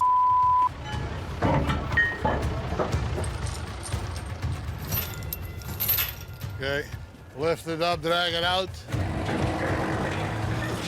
There's a dozer on the way. We'll hook onto the sluice box, and then ho, off we go, I guess. Tony Beets is on the brink of getting his first gold of the year. All that's left is to drag his shaker deck wash plant to the cut and start sluicing.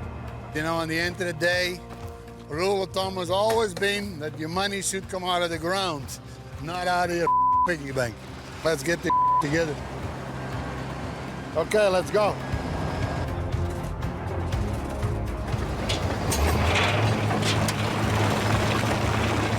Okay, better get over there and see if we can put it in the right spot right away. It is nice that we got the water license. We've been waiting to sluice here for years. We have a lot of open ground and ready to sluice. Literally, the only thing stopping us right now is getting the plant set up. Plant in place, Tony is one step closer to running his first pater of the season. I don't give a where the gold comes from, long as I'm getting it. And lots of it, I'll be happy. The wife be probably even happier, because the way I spend money, it's going out of style. Happy wife, happy life, so let's get some gold in the box, right?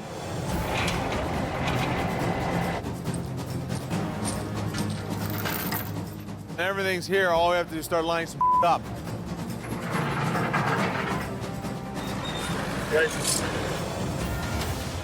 What the? Oh, look who's there. I see some inspectors on the way. The Yukon's mining authorities are responsible for making sure all miners work within their licenses. You got some mining inspectors down there. They don't want to be filmed, so please shut that thing down, would you? What happened? We got it shut down. After a surprise visit from the mining authorities, Tony's race to catch gold from his Indian River claims has come to a screeching halt. Just had the inspector over, and guess what? I guess I better learn how to read, because we missed something in the license. And what did we miss? Apparently, for the Class 3, I can only strip a very small area, so that means that's all we can sluice. So, pretty much, there's no use even being here. That's how little it is. Tony's disastrous error means that on his restricted water license, he can only strip and sluice 1 acre of ground instead of the 15 acres he believed he could. If Tony can only sluice such a small area, Indian River will be financially unviable. We hauled a lot of stuff here already. We put a lot of work and effort into it, so it would be nice to see that pay off. It's pretty much my own fault. We usually sluice about a month earlier than this. Yep, that is a big thing. But, hey, like we had cats ready to go, that's big time on this one. If Tony can't find a solution with the authorities, his Indian River claims will be shut down for the season. And his only hopes of 6,000 ounces will rest solely on his paused operation at Paradise Hill. All I can do is shake my head. Okay.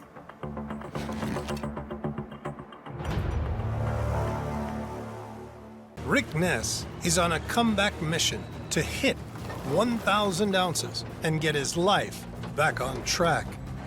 A third of the way through the season, Rick's working lean and mean, sluicing stockpiled pay from the Raleigh Valley, and so far, he's only mined 95 ounces of gold. A lot of it's, gone towards fuel and wages and stuff. I put my camp up on lean for Troy, and I owe 150 grand to him to get it back. Plus, I also want to make some profit this year. We had a whole year no gold production. At the start of the season, after a year of paying no royalties to landlord Troy Taylor, Rick made a desperate move to secure access to the ground. I'm hoping, that you can give me another chance here. I'm just nervous about whether you can pull it off. We need something to get your foot back in the door there. Is there anything we could work out regarding your camp? I would be willing to sign that camp over to you guys if you're happy to have that asset to hold on to. I think we can make it work. Now, with over half his gold spent on running costs, Rick's down to just 36 ounces, and his first Goodwill royalty payment on the camp is due. Hey, Rick. Hey, Troy, how you doing? Pretty good. How are you doing? Good, you just caught me on my way out.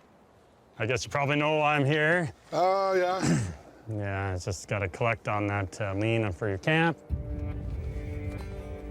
Yeah. Are you doing okay? Like, you getting some gold? We're getting some gold. It's just, I've been trying to get more machines here, more people. Yeah. Or, everything costs money. If you could kind of give me to the end of the week, could I give you, say, 50 ounces? Oh, boy, that's not what I was hoping for.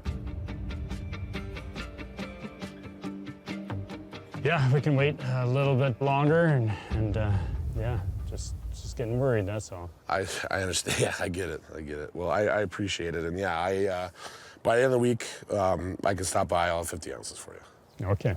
All right. All right. Thanks a lot, Troy. You bet. So Rick promised me 50 ounces by the end of the week. As long as he comes through on that, I'll be fine. If he doesn't, then we're gonna have some problems. We've already mined 95 ounces so far this season, but a lot of that goes to operation costs, you know, fuel, food, equipment, all of that.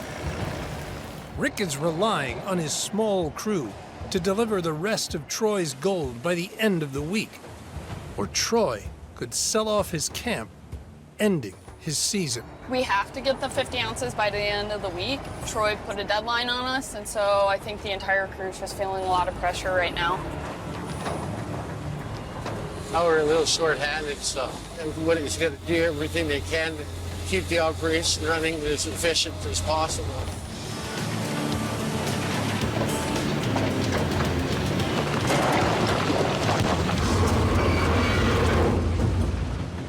What the It looks like the feeder's down again. Hey, Rick, can I get you to come down to the plant? It looks like the feeder's down again. I'm coming down right now. For the second time this week, Rick's feeder has shut down, stopping all gold production.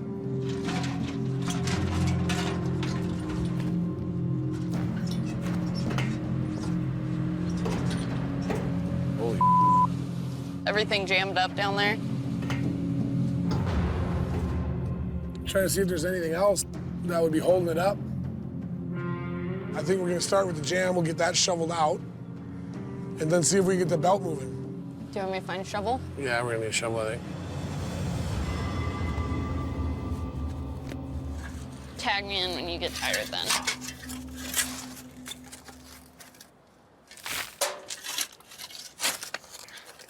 Before I get too nuts in here, I'm gonna crawl down here to see if I see anything jammed.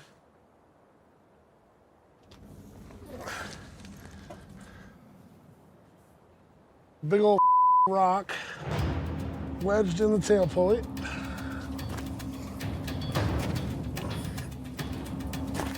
Hopefully I can pry this rock out of there and get this thing back and rolling. That is a big that got in there. Morgan? Yeah. Get that long flat bar. This one? Yes, please. Thank you. Oh, oh, you. Yes. All right. There we go. Oh, right there. There's the problem.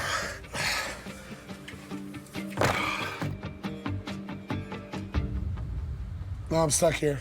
So this is one of those moments where being such a big guy isn't so nice. Yeah, it's not ideal. Yeah. Keep laughing. Training you up here. This is you next time. Yeah. I hope you watched. We were down for a couple hours, but could have been worse. As long as everything's okay now.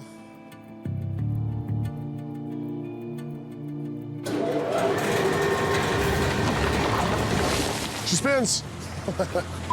Monster Red is back in action, but the repeated shutdowns may have blown Rick's chances of paying his landlord 50 ounces of gold by the end of the week. Belt's fine. Water's on. Add dirt. But we're back up and running. After paying bills, Rick has only 36 ounces of gold left. To pay Troy 50, he needs at least another 14 ounces. If he's short, Rick risks losing his claim. All right, you ready? I'm ready. We've got, read it out. 2, 4, 6, 7, 8, 10, 12, ooh, 15.2. 15.24. Worth $30,000. Just enough to hit the 50 Rick needs to pay Troy. We're over that 100 mark. It's not a great gold way, but at least I've got enough to pay off Troy Taylor for now, right? Keeps us going. Thanks for the week, guys. You're the best.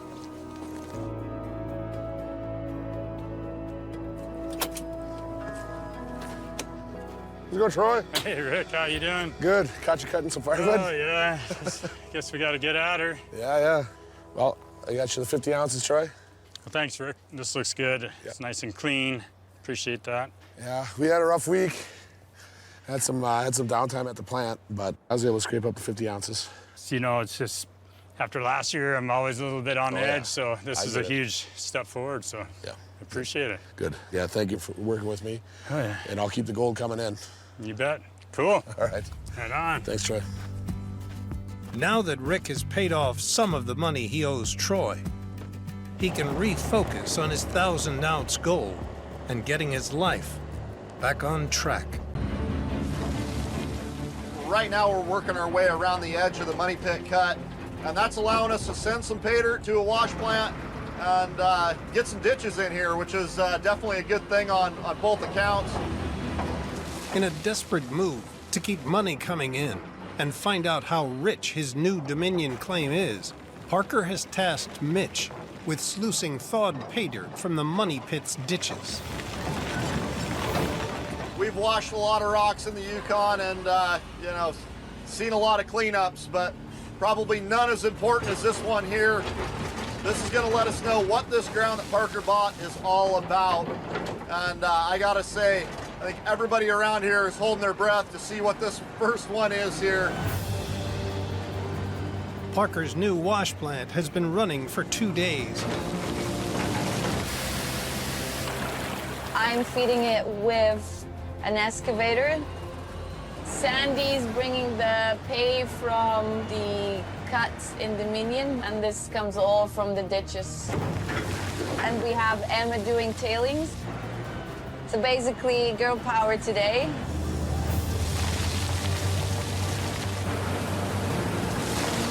I think we got ourselves here the dream team, ladies. Yeah, we're definitely the dream team. You know what's up.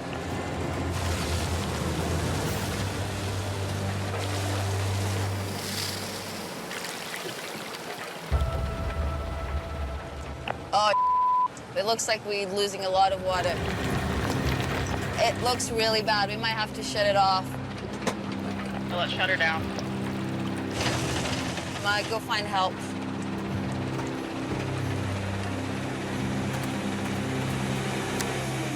So we had to shut down the plant because the pump lost water pressure.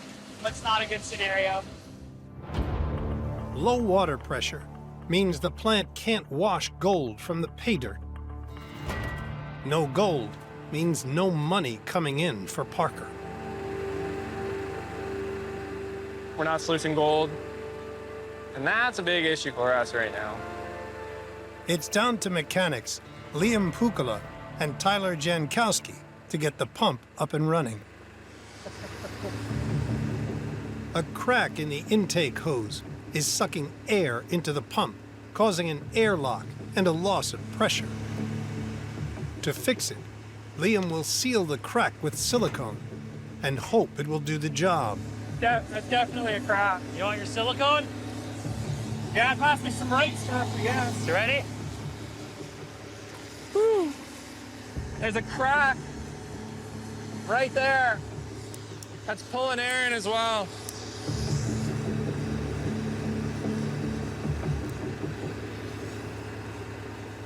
This isn't even bush fix. This is a pipe dream. Let's go and look at that bypass.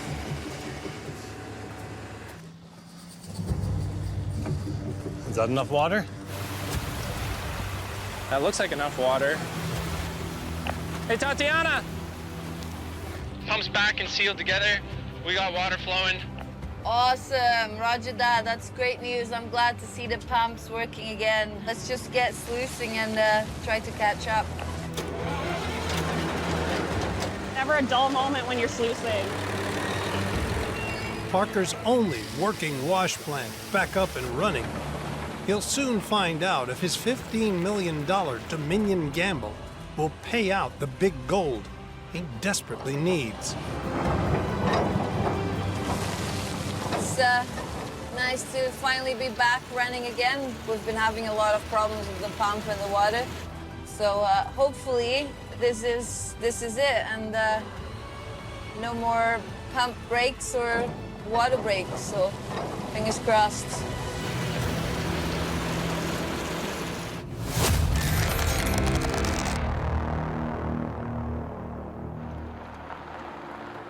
Parker's crew also have 2 goldways this week. The last gold from the Unforgiven cut, and his first gold from Dominion Creek. Your truck door sounds like something dying.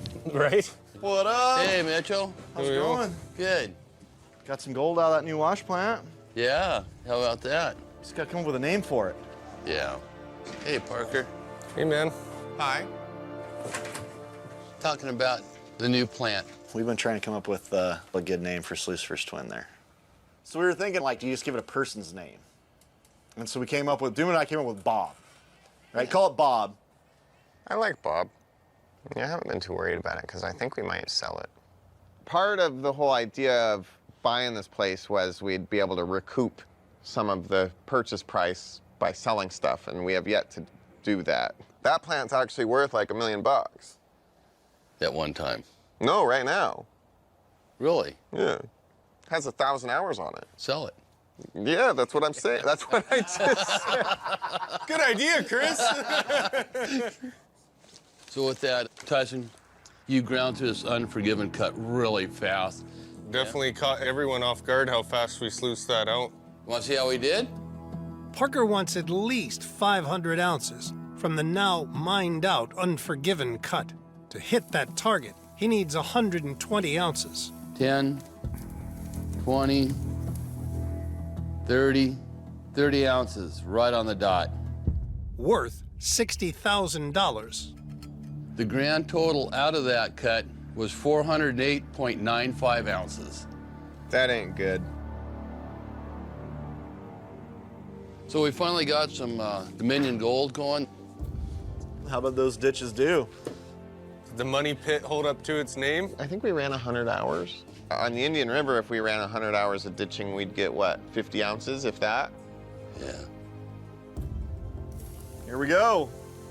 10, 20, 40, 60, 90, 110, 120, 130. 132.45 ounces. Nice. Worth over $250,000. Not bad out of the ditches. Yeah, a lot better than I thought it'd be. First gold from Dominion there. Yeah. That's not bad for the time that the plant had the issues with the water. Yeah. Unditched dirt is some of the best we've had. Just think what happens when we get into real pay dirt. Thanks, guys. Yep. Later. To get like 1.3 ounces an hour, it's actually really good. Yeah, so hopefully that means the ground's gonna keep up like that, and it should only get better, in theory. 100 miles west, Klondike legend Tony Beets is in deep trouble. His Paradise Hill operation is down with a broken trommel. His Indian River claim is at a standstill, and 2 months in, he's still not mined any gold. Yeah, go ahead. Now, he's on a call that will make or break his season. Yeah. See, I get it. What the Oh, look who's there. Last week, I see some mining inspectors down there. Indian River was shut down by mining authorities. They don't want to be filmed, so please shut that thing down, would you? Stopping Tony from getting on the gold. I guess I better learn how to read, because we missed something in the license. We can only strip a very small area, so that means that's all we can sluice. Tony's mistake meant he can only sluice 1 acre rather than the 15 acres he planned, putting his Indian River dreams on hold. Hello? Hey, Minnie. I just had a call from the inspector, and everything is good to go.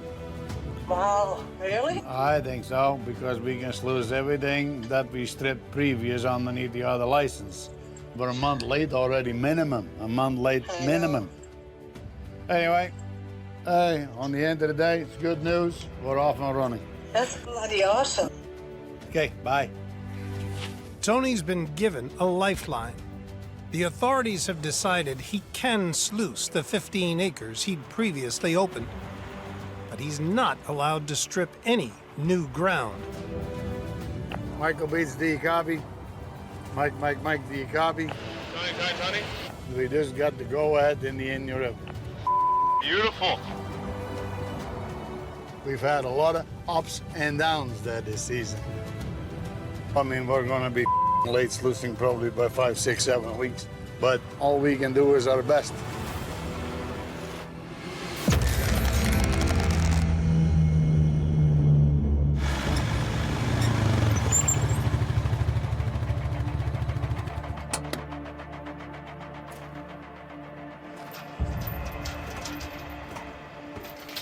Would it be nice that welder would have sewed it up, now wouldn't it, Evan? It wouldn't have hurt, now wouldn't it?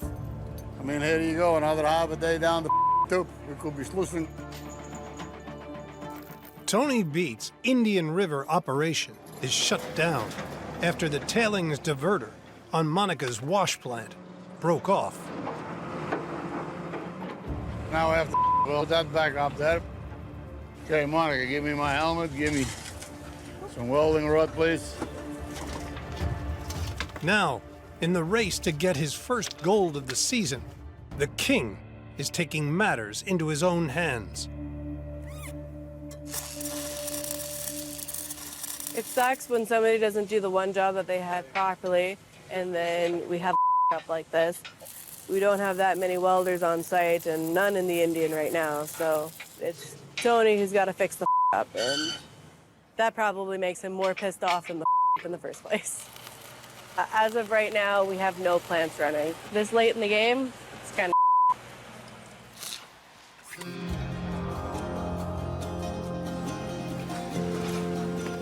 So now that we got it back on, we'll have it reinforced. Off we go.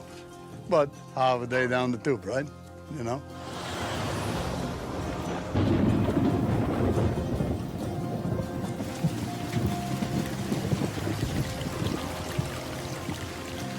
in classic Yukon fashion. We have blistering heat and rainstorms pretty much back to back, nonstop. So, aces. I don't give a if it's rainy. What we say in the Yukon is either one. You wait 5 minutes or you drive 5 miles in those chains.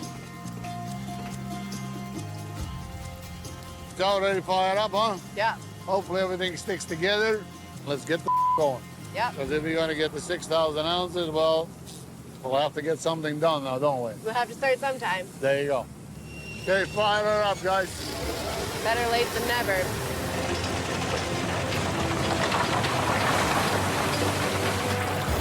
Okay, Monica, you ready?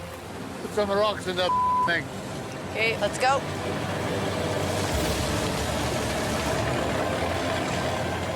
There goes the first bucket in the hopper. Wow. Awesome. Ready to roll. Make some money. Yeah, it feels good every time you turn the sluice box on, especially this year with all the around and all this and then that. It is nice to see it finally go. Good day. I don't give a with the rains today. That makes it a good day.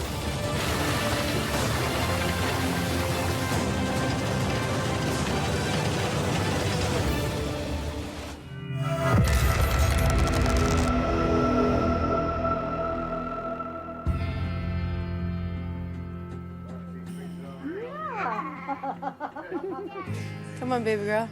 Yeah.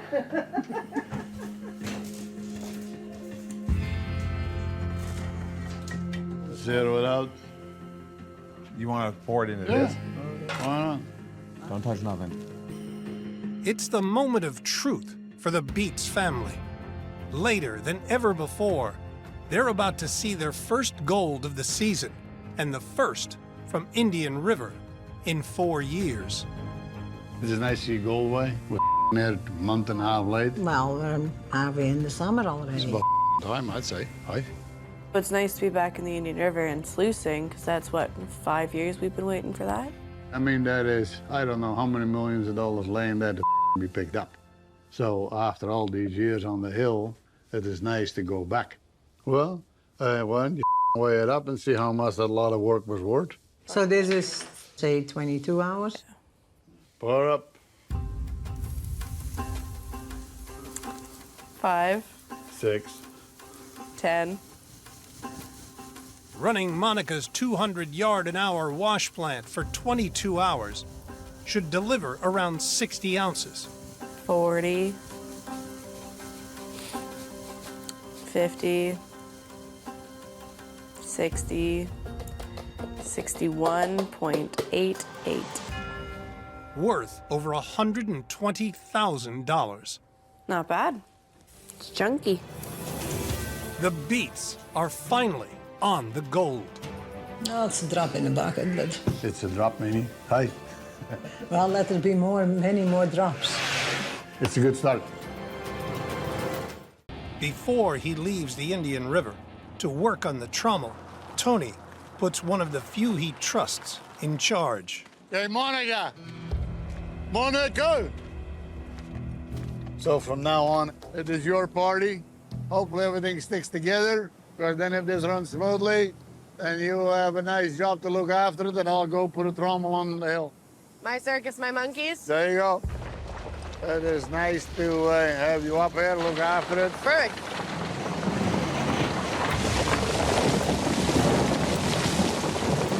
Get a pilot, shut him off, shut him off. The grizzly, shut him off.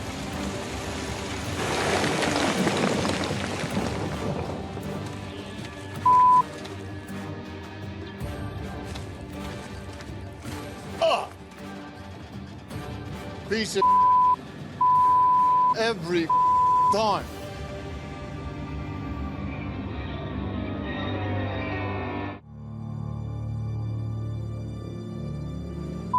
Thing piled up again. Piece of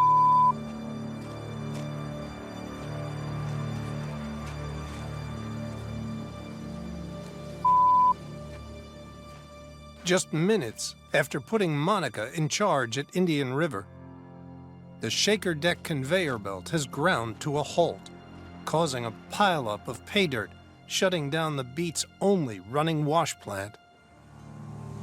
Well, I don't know why it stopped if it's doing so well. I have no idea either. But all of a sudden, I didn't hear no rocks down there.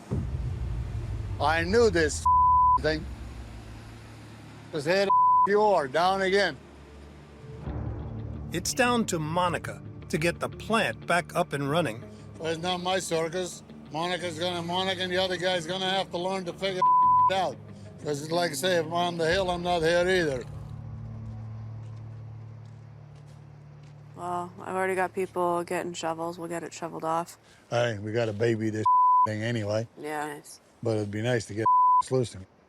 We're running out of excuses. You can head off to the hill. I got it covered. Okay, good enough. Have fun. Yep. Today, we just got sluicing. And here we are. We're shut down already. Monica can deal with it. You can hire hot shots. You can do whatever the you want. I would like to keep the management in the family. And for that, Monica can do it. I'm going to go to the hill, put the trommel together, so she'll have her hands full.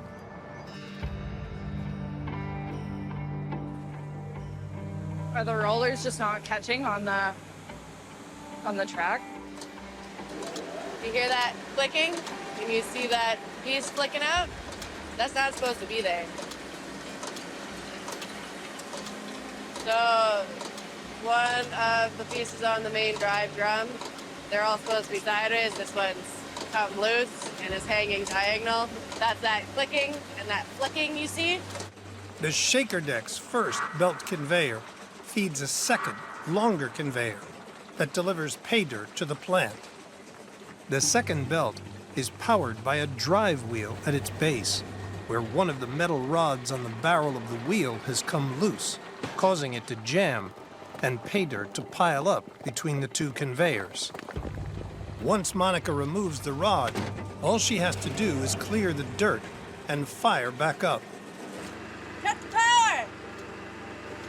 Oh.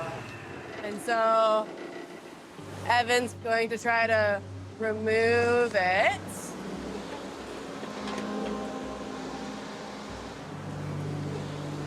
the problem. Oh, that's exciting. Is that what you call that? Yeah. What'd you call it? Pain in the Scared of heights? Nope. The dirt started piling up. It got too heavy on the big belt and it wouldn't go. And so we had this up. We don't really want this kind of to happen. We just started up. It's not what we need. It's, half hour to an hour of shoveling before we can start up again. And honestly, the faster I can get back to shoveling, the faster we'll be up and running.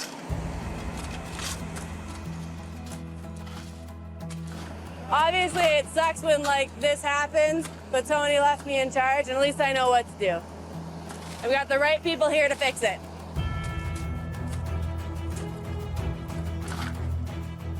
After an hour's shoveling, it's time to find out if Monica's fix has worked.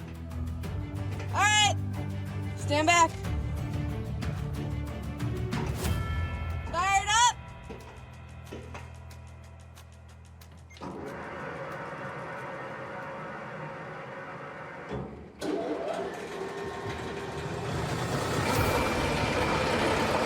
Got it.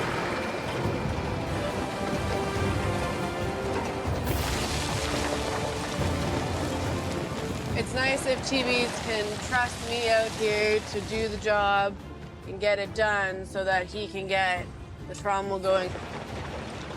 But if we just got one place going for the meantime, I mean, somebody's got to carry the company, and I guess it's me today.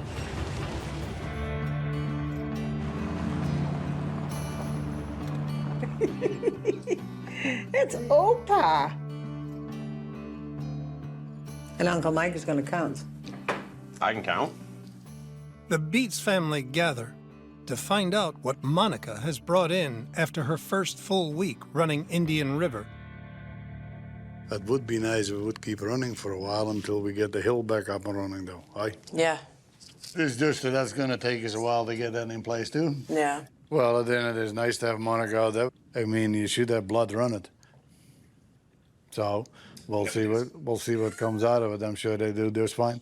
Okay, let's pour this stuff. Okay, let's pour her in. Let's see what we've got. Do you want to help Mommy pour? Yeah. Yeah? Come here. You can help Mommy pour. To hit Tony's 6,000-ounce target, and with just one wash plant running, Monica needs to deliver 400 ounces a week. Oh, all right. Ready? 10, 20, 30, 40, 50, 60, 70, 80, 90, 100, 110, 118, 119, 119.66.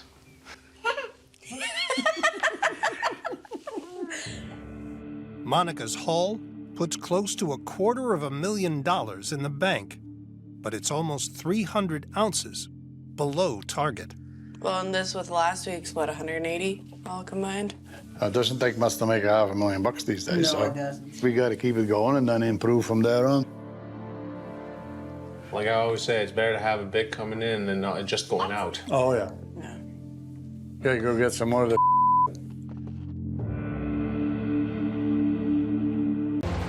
We hit the ground running down here at Ken's. The second Lucifer was ready to go. We fired her up, and we're running 24 hours a day. Tyson Lee has started bringing in the gold Parker desperately needs to bankroll his $15 million Dominion Creek gamble. This thing's washing rocks and catching gold. You know, it's just a matter of trying to keep pay up, trying to keep it fed. We've really got to get that 5,000 ounces to keep the whole company going until next season. Hey, Tyson, you have a copy? Go ahead. Hey, Tyson, I got a loader stuck. I'm blocking the road for main traffic, so I know you're super busy, but if you can get over here, this is a 911 for me. I really need you. Yeah, I can't get this out on my own.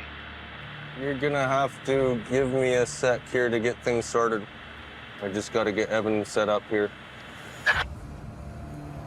Awesome.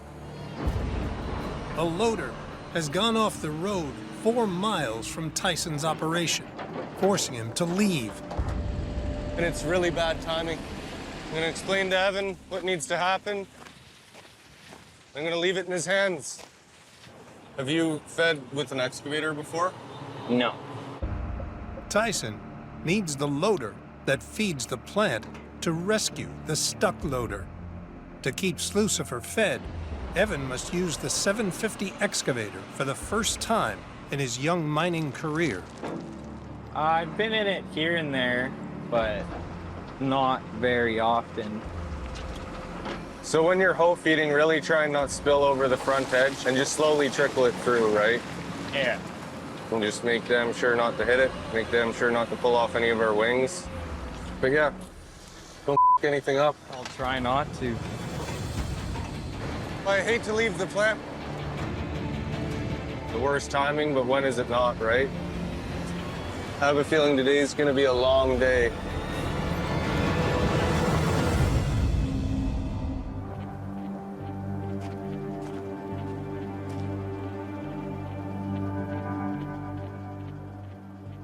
That tree's definitely gonna be a problem, but it doesn't look like there's any damage. So we'll just try and keep it that way, getting it out. But I didn't think it would be this bad. That's not coming out. Every minute that goes by, it stresses me out more. You know, I hope things are going good down at Slucifer, because I'm definitely not there right now. How you making out so far? You tree hugger, you. Oh. I was backing up to get out of the way. The edge was soft. I fell off of the edge. And now I'm blocking the road. It's just this tree. If this tree wasn't here, a guy would be able to drive it right out, no problem. Yeah. All right. Taylor's got eyes on you there. Okay. Liam sank the 39-ton loader sideways into the ditch, pinning the mid-axle around the trunk of a tree. One wrong move could tear the axle off entirely, causing irreparable damage to the $200,000 loader. Let's get a chain on the ass end and see if we can get this thing out of this hole. Yeah. Tyson and Taylor will use a chain to pull the back end of the loader up the bank and away from the tree. So yeah, just chuck that on. We'll see how it goes. And we just want to take some weight and see if we can lift this out of this hole. You'll be in this loader, I'll be in that one, and Tayl'll be kind of our eyes on the ground while we're doing this. Are you able to come forward right now, Liam?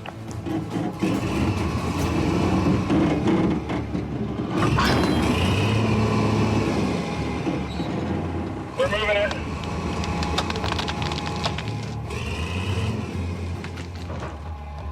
An hour into the rescue, the loader is finally separated from the tree. Liam, first gear, diff locks on. There you go. Woo! Woo! Nice work, buddy. Thanks, man. If all we lost was a little bit of a mud guard, I think we're in good shape. Yeah. Oh yeah, that front one's a little.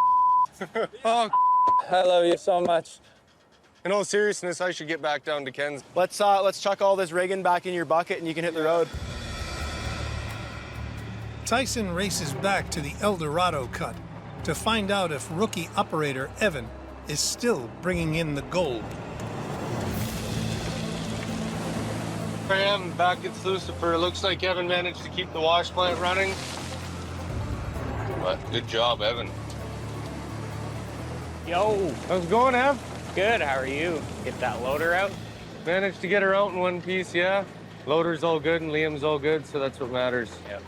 More importantly, how are things going down here? Ran like a dream, no problems. Nice work.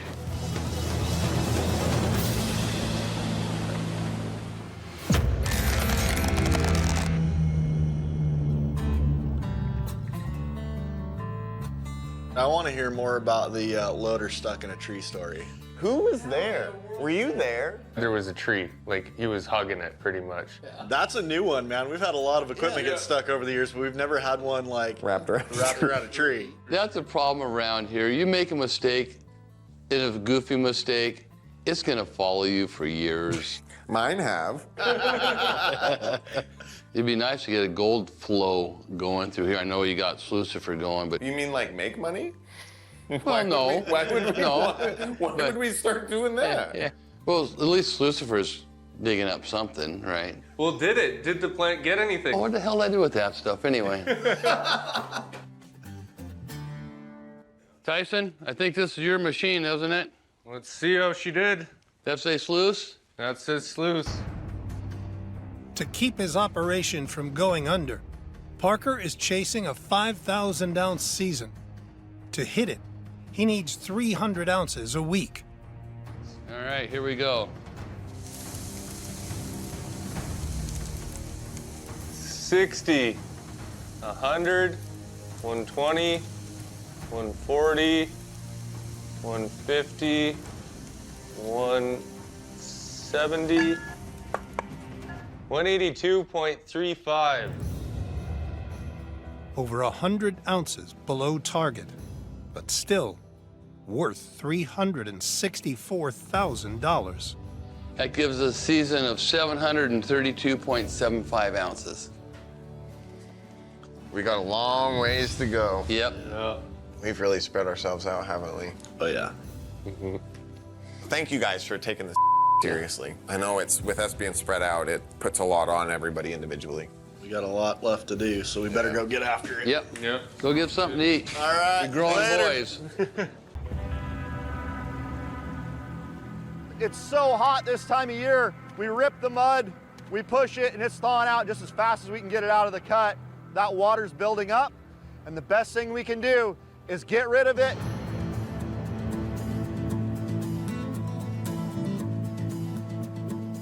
Mitch asked for a water pump down under at Australia. All the groundwater's filled up, and can't really dig a hole when you're underwater. Let's go see what Mitch is up to. To bail out Mitch, mechanic Alec Kelly must haul a pump 4 miles from Dominion to the new cut at Australia.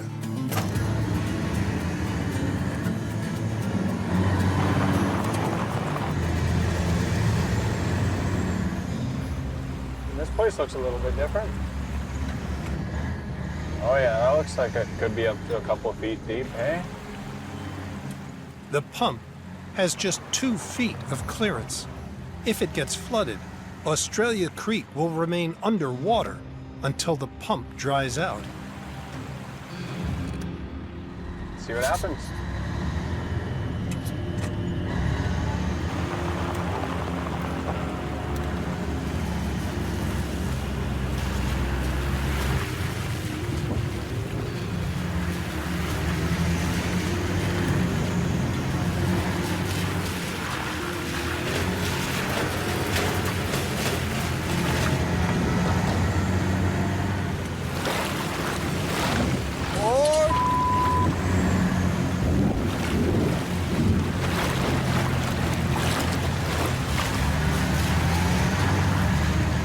Oh yeah.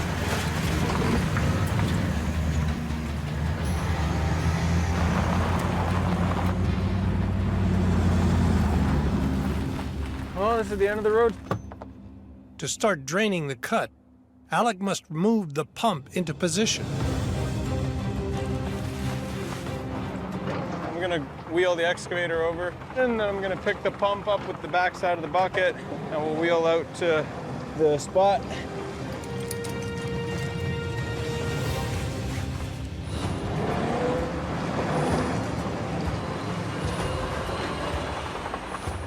It's good that I showed up with this today. Mitch is definitely in need of it. All this water I'm going through needs a place to go, and sitting at the bottom of our cut doesn't help us any. So we'll drop the water pump. Oh, damn. Not bad. How's it going, buddy? Glad to see you made it. Oh yeah, we're here. Well, we got a lot of water out here, and this isn't helping nothing. Yeah, it definitely looks like a bit of a hole. So if we don't have the pump in place, we're gonna be in trouble. Cool, buddy. Thank you.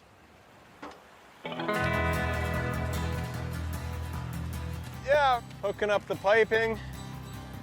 It's going. I think we got another piece of the puzzle just about to be clicked into place here. Suction basket's going in the drink. Hopefully it stays attached. We'll fire this pump up, cranking.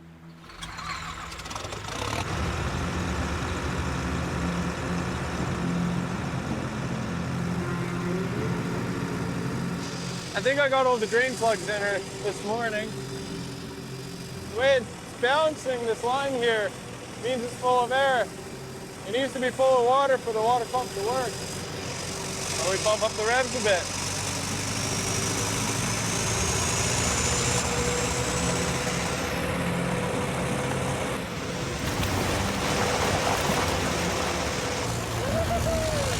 We're pumping, baby! The 6-inch pump can move over 2,000 gallons of water a minute and should have the cut drained in 2 days. You know, this project at Australia Creek has been crazy from the start, and we don't know what this ground has in store for us, and we certainly won't until we fire up a wash plant.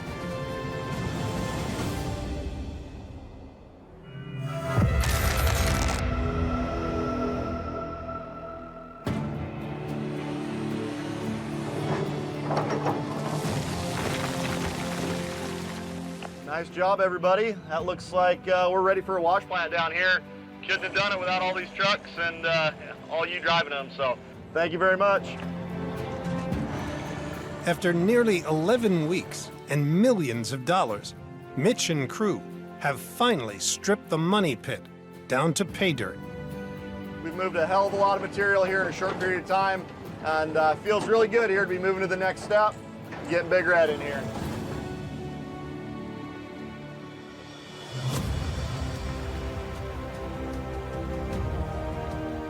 What up, what up? How's it going? Hey, Mitchell. How's it going, man? Good, how are you? Good, thanks. Man, that was quite the week. Yeah. You make it up to Australia yet? Oh, we're up there, buddy. We got a road in, got a dozer up there. That's awesome. It's just the middle of a swamp, man. So, like, it's the middle of summer, middle of the swamp. As some would say, not ideal. So how's the money pit doing? Yeah, we lost an engine in a rock truck, so Connor's like, oh, my truck's kind of acting funny, making some weird noise. I look over, and it's just a plume of smoke coming out of it. Sounds like the money pit's holding up to its name. Yeah, I was just gonna say that. Well, Sluice ran all week. Yeah, she did. Want to see? Let's check it out. What'd I do? Now we just gotta find it.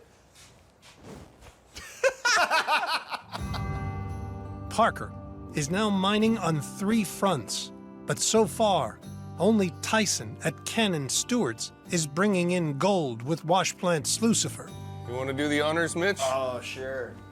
Good old Slucifer. To bankroll his massive operation, Parker needs Tyson to deliver 300 ounces. All right, let's do it. Okay, here we go. 30, 70, 100, 140, 150, 200, 220, 240, 270, 280, 290. Is it gonna break 300? 301.20. Man, you had a good week down there. Nice, Tyson. Worth over $600,000. That puts us, what, over 1,000 now? So for the season, it gives us 1,033.95 ounces. 1,300? 1,033 ounces. I thought you said 1,300. I was starting to get happier. Yeah, oh, I'm sorry. Your stutter cost me $500,000.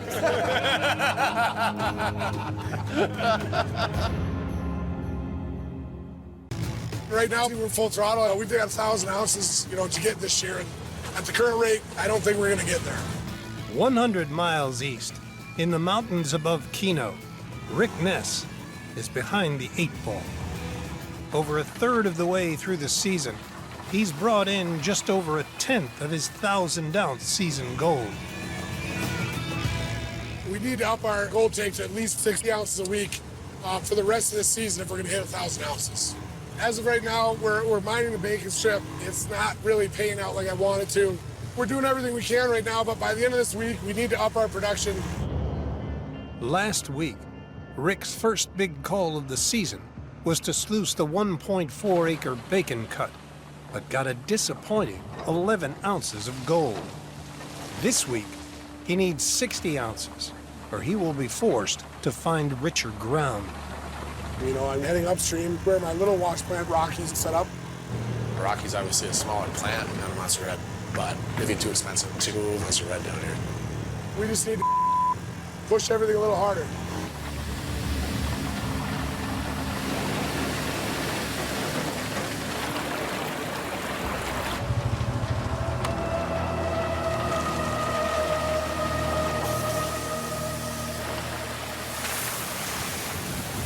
Is there a belt on the ground? Hey, Buzz! Hit the water!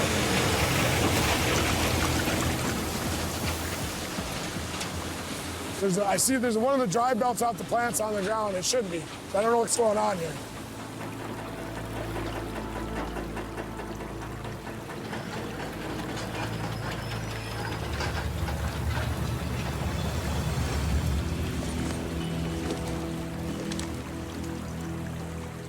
Yeah, that's toast. What the?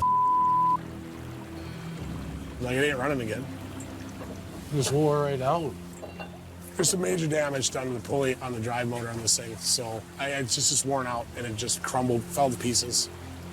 It's the pulley that the drive belt sits on, which runs the whole thing, so it's gone. We can't repair that. We got to find a new pulley. We'll likely be down for several days, which is, which hurts. Rick has no hope of hitting 60 ounces unless he can get the plant up and running again, and fast. We can't run. We can't run without it, so it's a big deal. Just checking through the boneyard here, there's 80 years of mining, mining garbage in here to search through. A new pulley wheel will take days to arrive. Every hour down, Rick's hopes of a comeback slip further away. I've got 2 conveyors sitting right here that I'm not using. I know that those run electric motors, just like that, but I don't know whether or not they're the same size, the same shaft size or nothing. It'd be pretty easy for me to find out right now.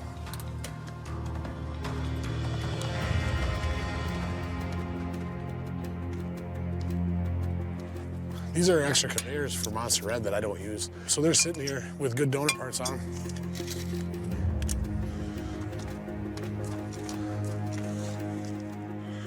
Yeah, that's not, but this is. That's the right size. So this pulley would fit on the shaft that we need on the electric motor at Rocky. The diameter of the pulley is too big. It may not work, but we're definitely gonna try it. It was better than sitting on our asses waiting for a new one to come from the store. Oh, just came right off. Now we just gotta see if she fits on the shaft on Rocky. We're good to go. Bingo.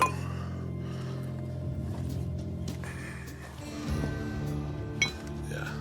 I mean, there's quite a bit of size difference there. Running Rocky with that bigger pulley, we might be able to go from 120 yards an hour to 140, 150, who knows? It's gonna run faster, cool. We can run it faster then, get more gold, We got 1,000 ounces to get, why not? Rocky's pulley wheel drives the belt that makes the wash plant shaker deck vibrate to separate gold from the dirt.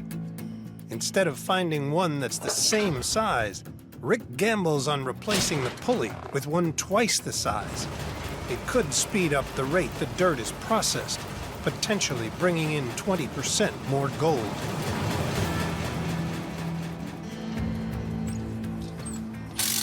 We'll just have to judge. That's what you gotta do when you're out in the bush in the Yukon. You take what you got and you make it work. Now we just gotta try to get a belt on. Belt's on. Yeah. Hopefully it all holds together. Then we'll fire some up and see if it actually works. Hope for the best.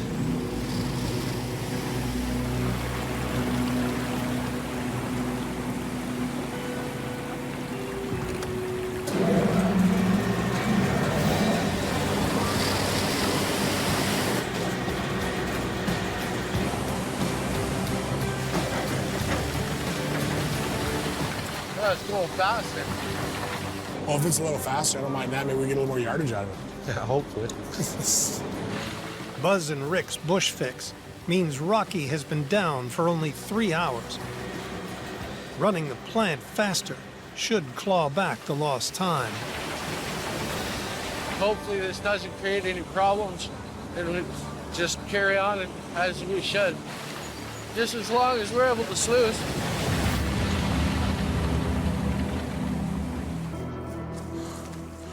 Ah. Yo. Hi. Hi. How's it go, guys? Good.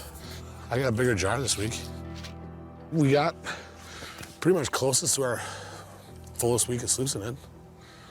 You know, other than that pulley, that was really the only big problem we had. Yeah. I thought the fix that we did was gonna like make it better, like run the plant faster.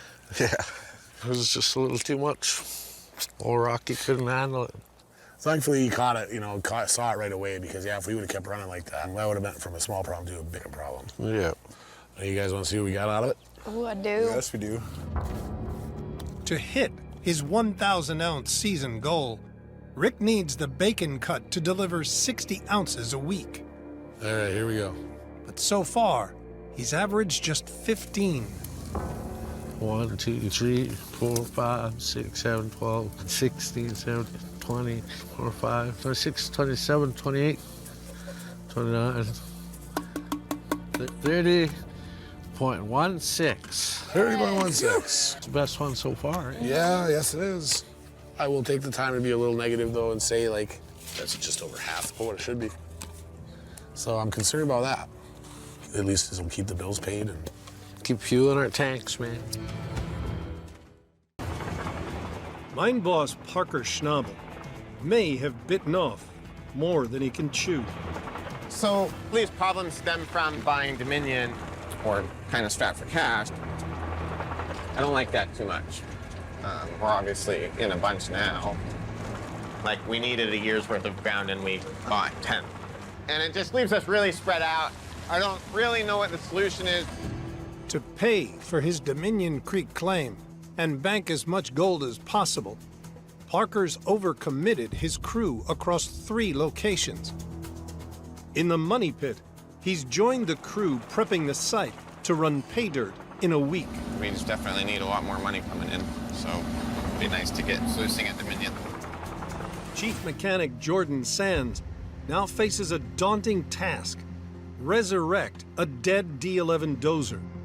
This machine was bought by the owner of Dominion Gold weeks before the sale went through.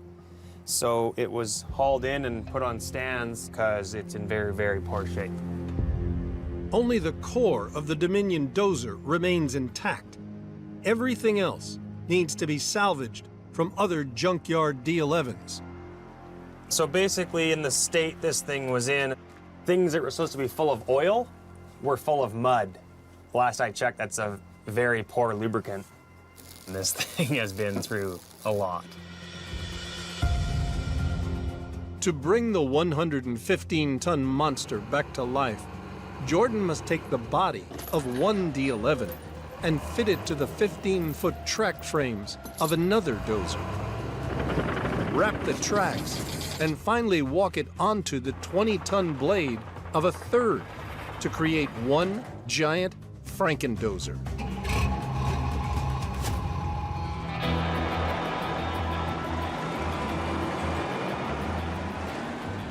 So here we go, setting on the track frames. I just follow Bill's direction, and all goes well, they just slip right on. There we go. We're gonna wrap these tracks, see if we can get this thing on its feet, As you can see, these are used rails going back on it for our Frankenstein assembly here.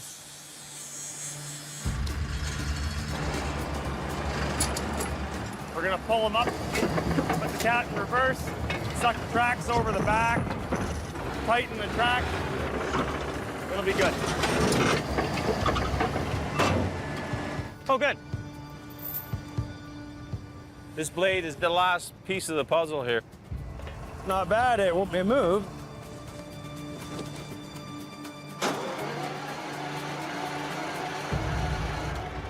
Goodness gracious. Come on, come on, come on, you yeah.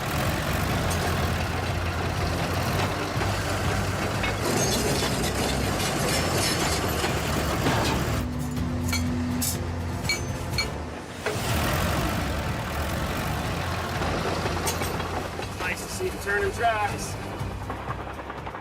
We never thought we'd see it together in as good a shape as it is. A brand new one is $2 million, so we saved a lot of money by this one here for sure.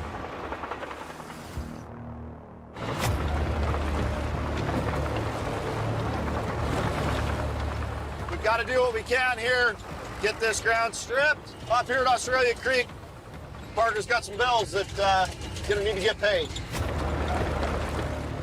To get 2 acres down to pay by the end of the week, Parker has sent 2 dozers to Australia Creek. Mitch leads the charge, with backup from Damian Brown in the newly assembled 110-ton Franken-dozer. This is my first day down here in Australia Creek. I've been sent down to help Mitch out, obviously strip off all of this mud. There's no way an L1 cat would keep up with this. I knew it was going to be a task, but man, is it ever messy around here. Jordan and Bill did such an awesome job getting all the 11 back together. It's helping us huge. Pretty cool to see something like that out here wailing dirt.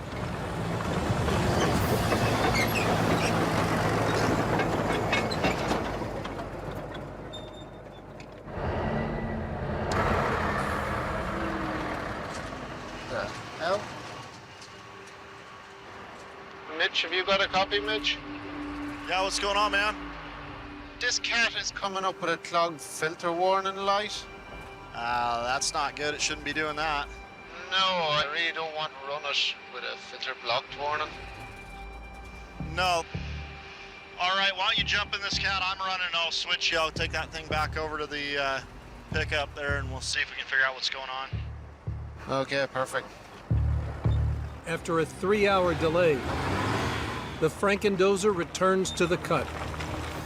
And with 2 dozers working round the clock, they're back in the race to get 2 acres down to pay by the end of the week. Oh, it's a great feeling to finally get back out here and move some dirt. We've got Lucifer running down at Ken's ground. And then before too long, hopefully we've got a plant running here at Australia Creek.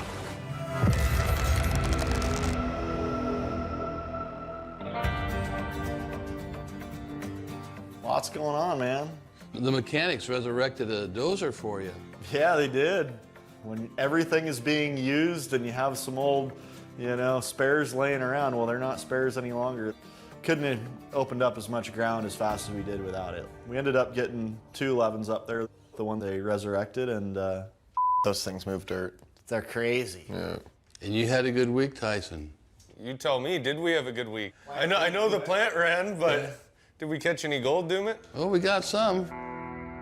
Parker's banked just over 1,000 of his 5,000-ounce gold. And with Dominion Creek gold still a week away, he needs Ken and Stewart's El Dorado cut to deliver to stay afloat. So far, it's averaging 200 ounces a week. Who wants the honors here? Oh, I think Tyson should do that one. It's loose. It's your machine. Well, let's do it. Is it pretty heavy, Doomit? They all get heavy nowadays. Here we go. 20, 40, 60, 80, 100. 140, 170, 200, 220, 230, 240.6. Worth over $480,000. Very It's not bad. With the 240.6, our season total is 1,274.55. Not bad for one plant and starting as late as we did, right? Yeah, for sure. It's been And it's the only running plant well we down got running, so keep it going, right? Where's all the water coming from? Monica, do you copy Monica? Yeah, Ruby, what's up? There is water flooding in. I don't know what the it's coming from. Okay, on my way. What the is going on? Check this out. Holy.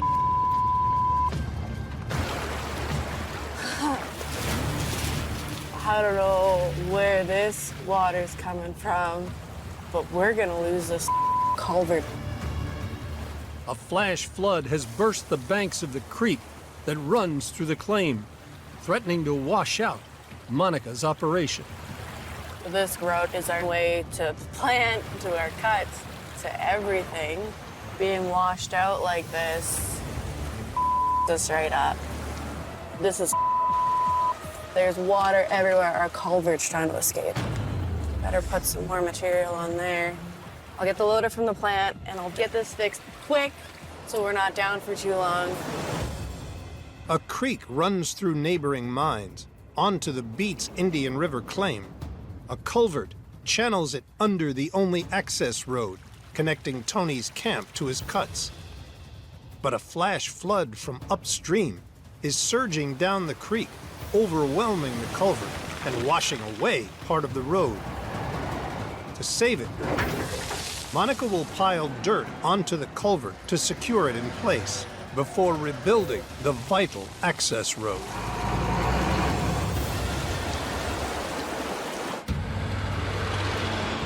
The water's come up. I don't know where the it's coming from. It's gonna me up because this is our only access road. The plant's that way, the cuts are that way, all my people are that way. So I need to get this water to come down now. I heard the neighbor had the settling pond, the dam broke, so we're kind of nice to see where the all that water went. Tony is heading to Indian River to check out the state of his claim. It's the only place we're sluicing right now, so it'll be kind of a we have to shut that down. That'd be nice just to keep everything as is.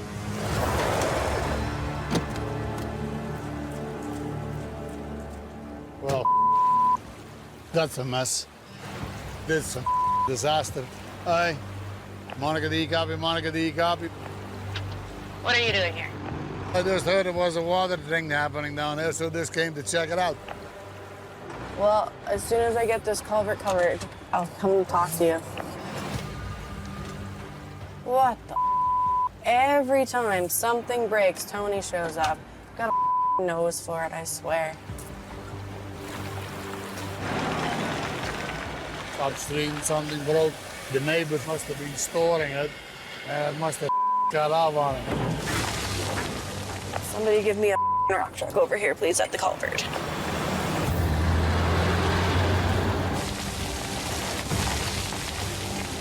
Well, it's not pretty, but hopefully it holds. The water's come down quite a bit.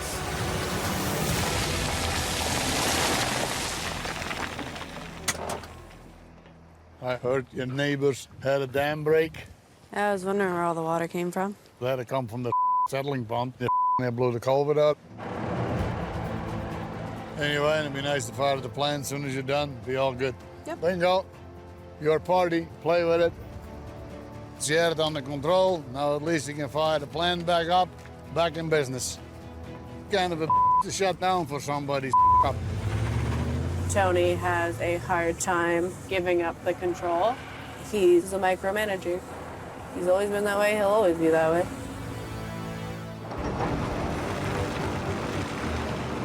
I'm building up the last bit of the road so that hopefully this doesn't happen again.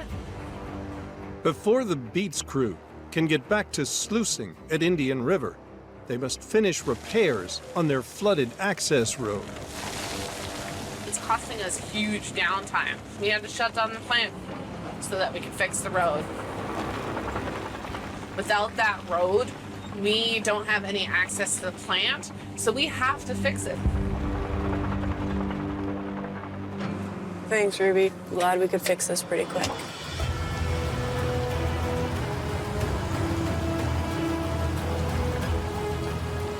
Time to get this loader back so we can get sluicing.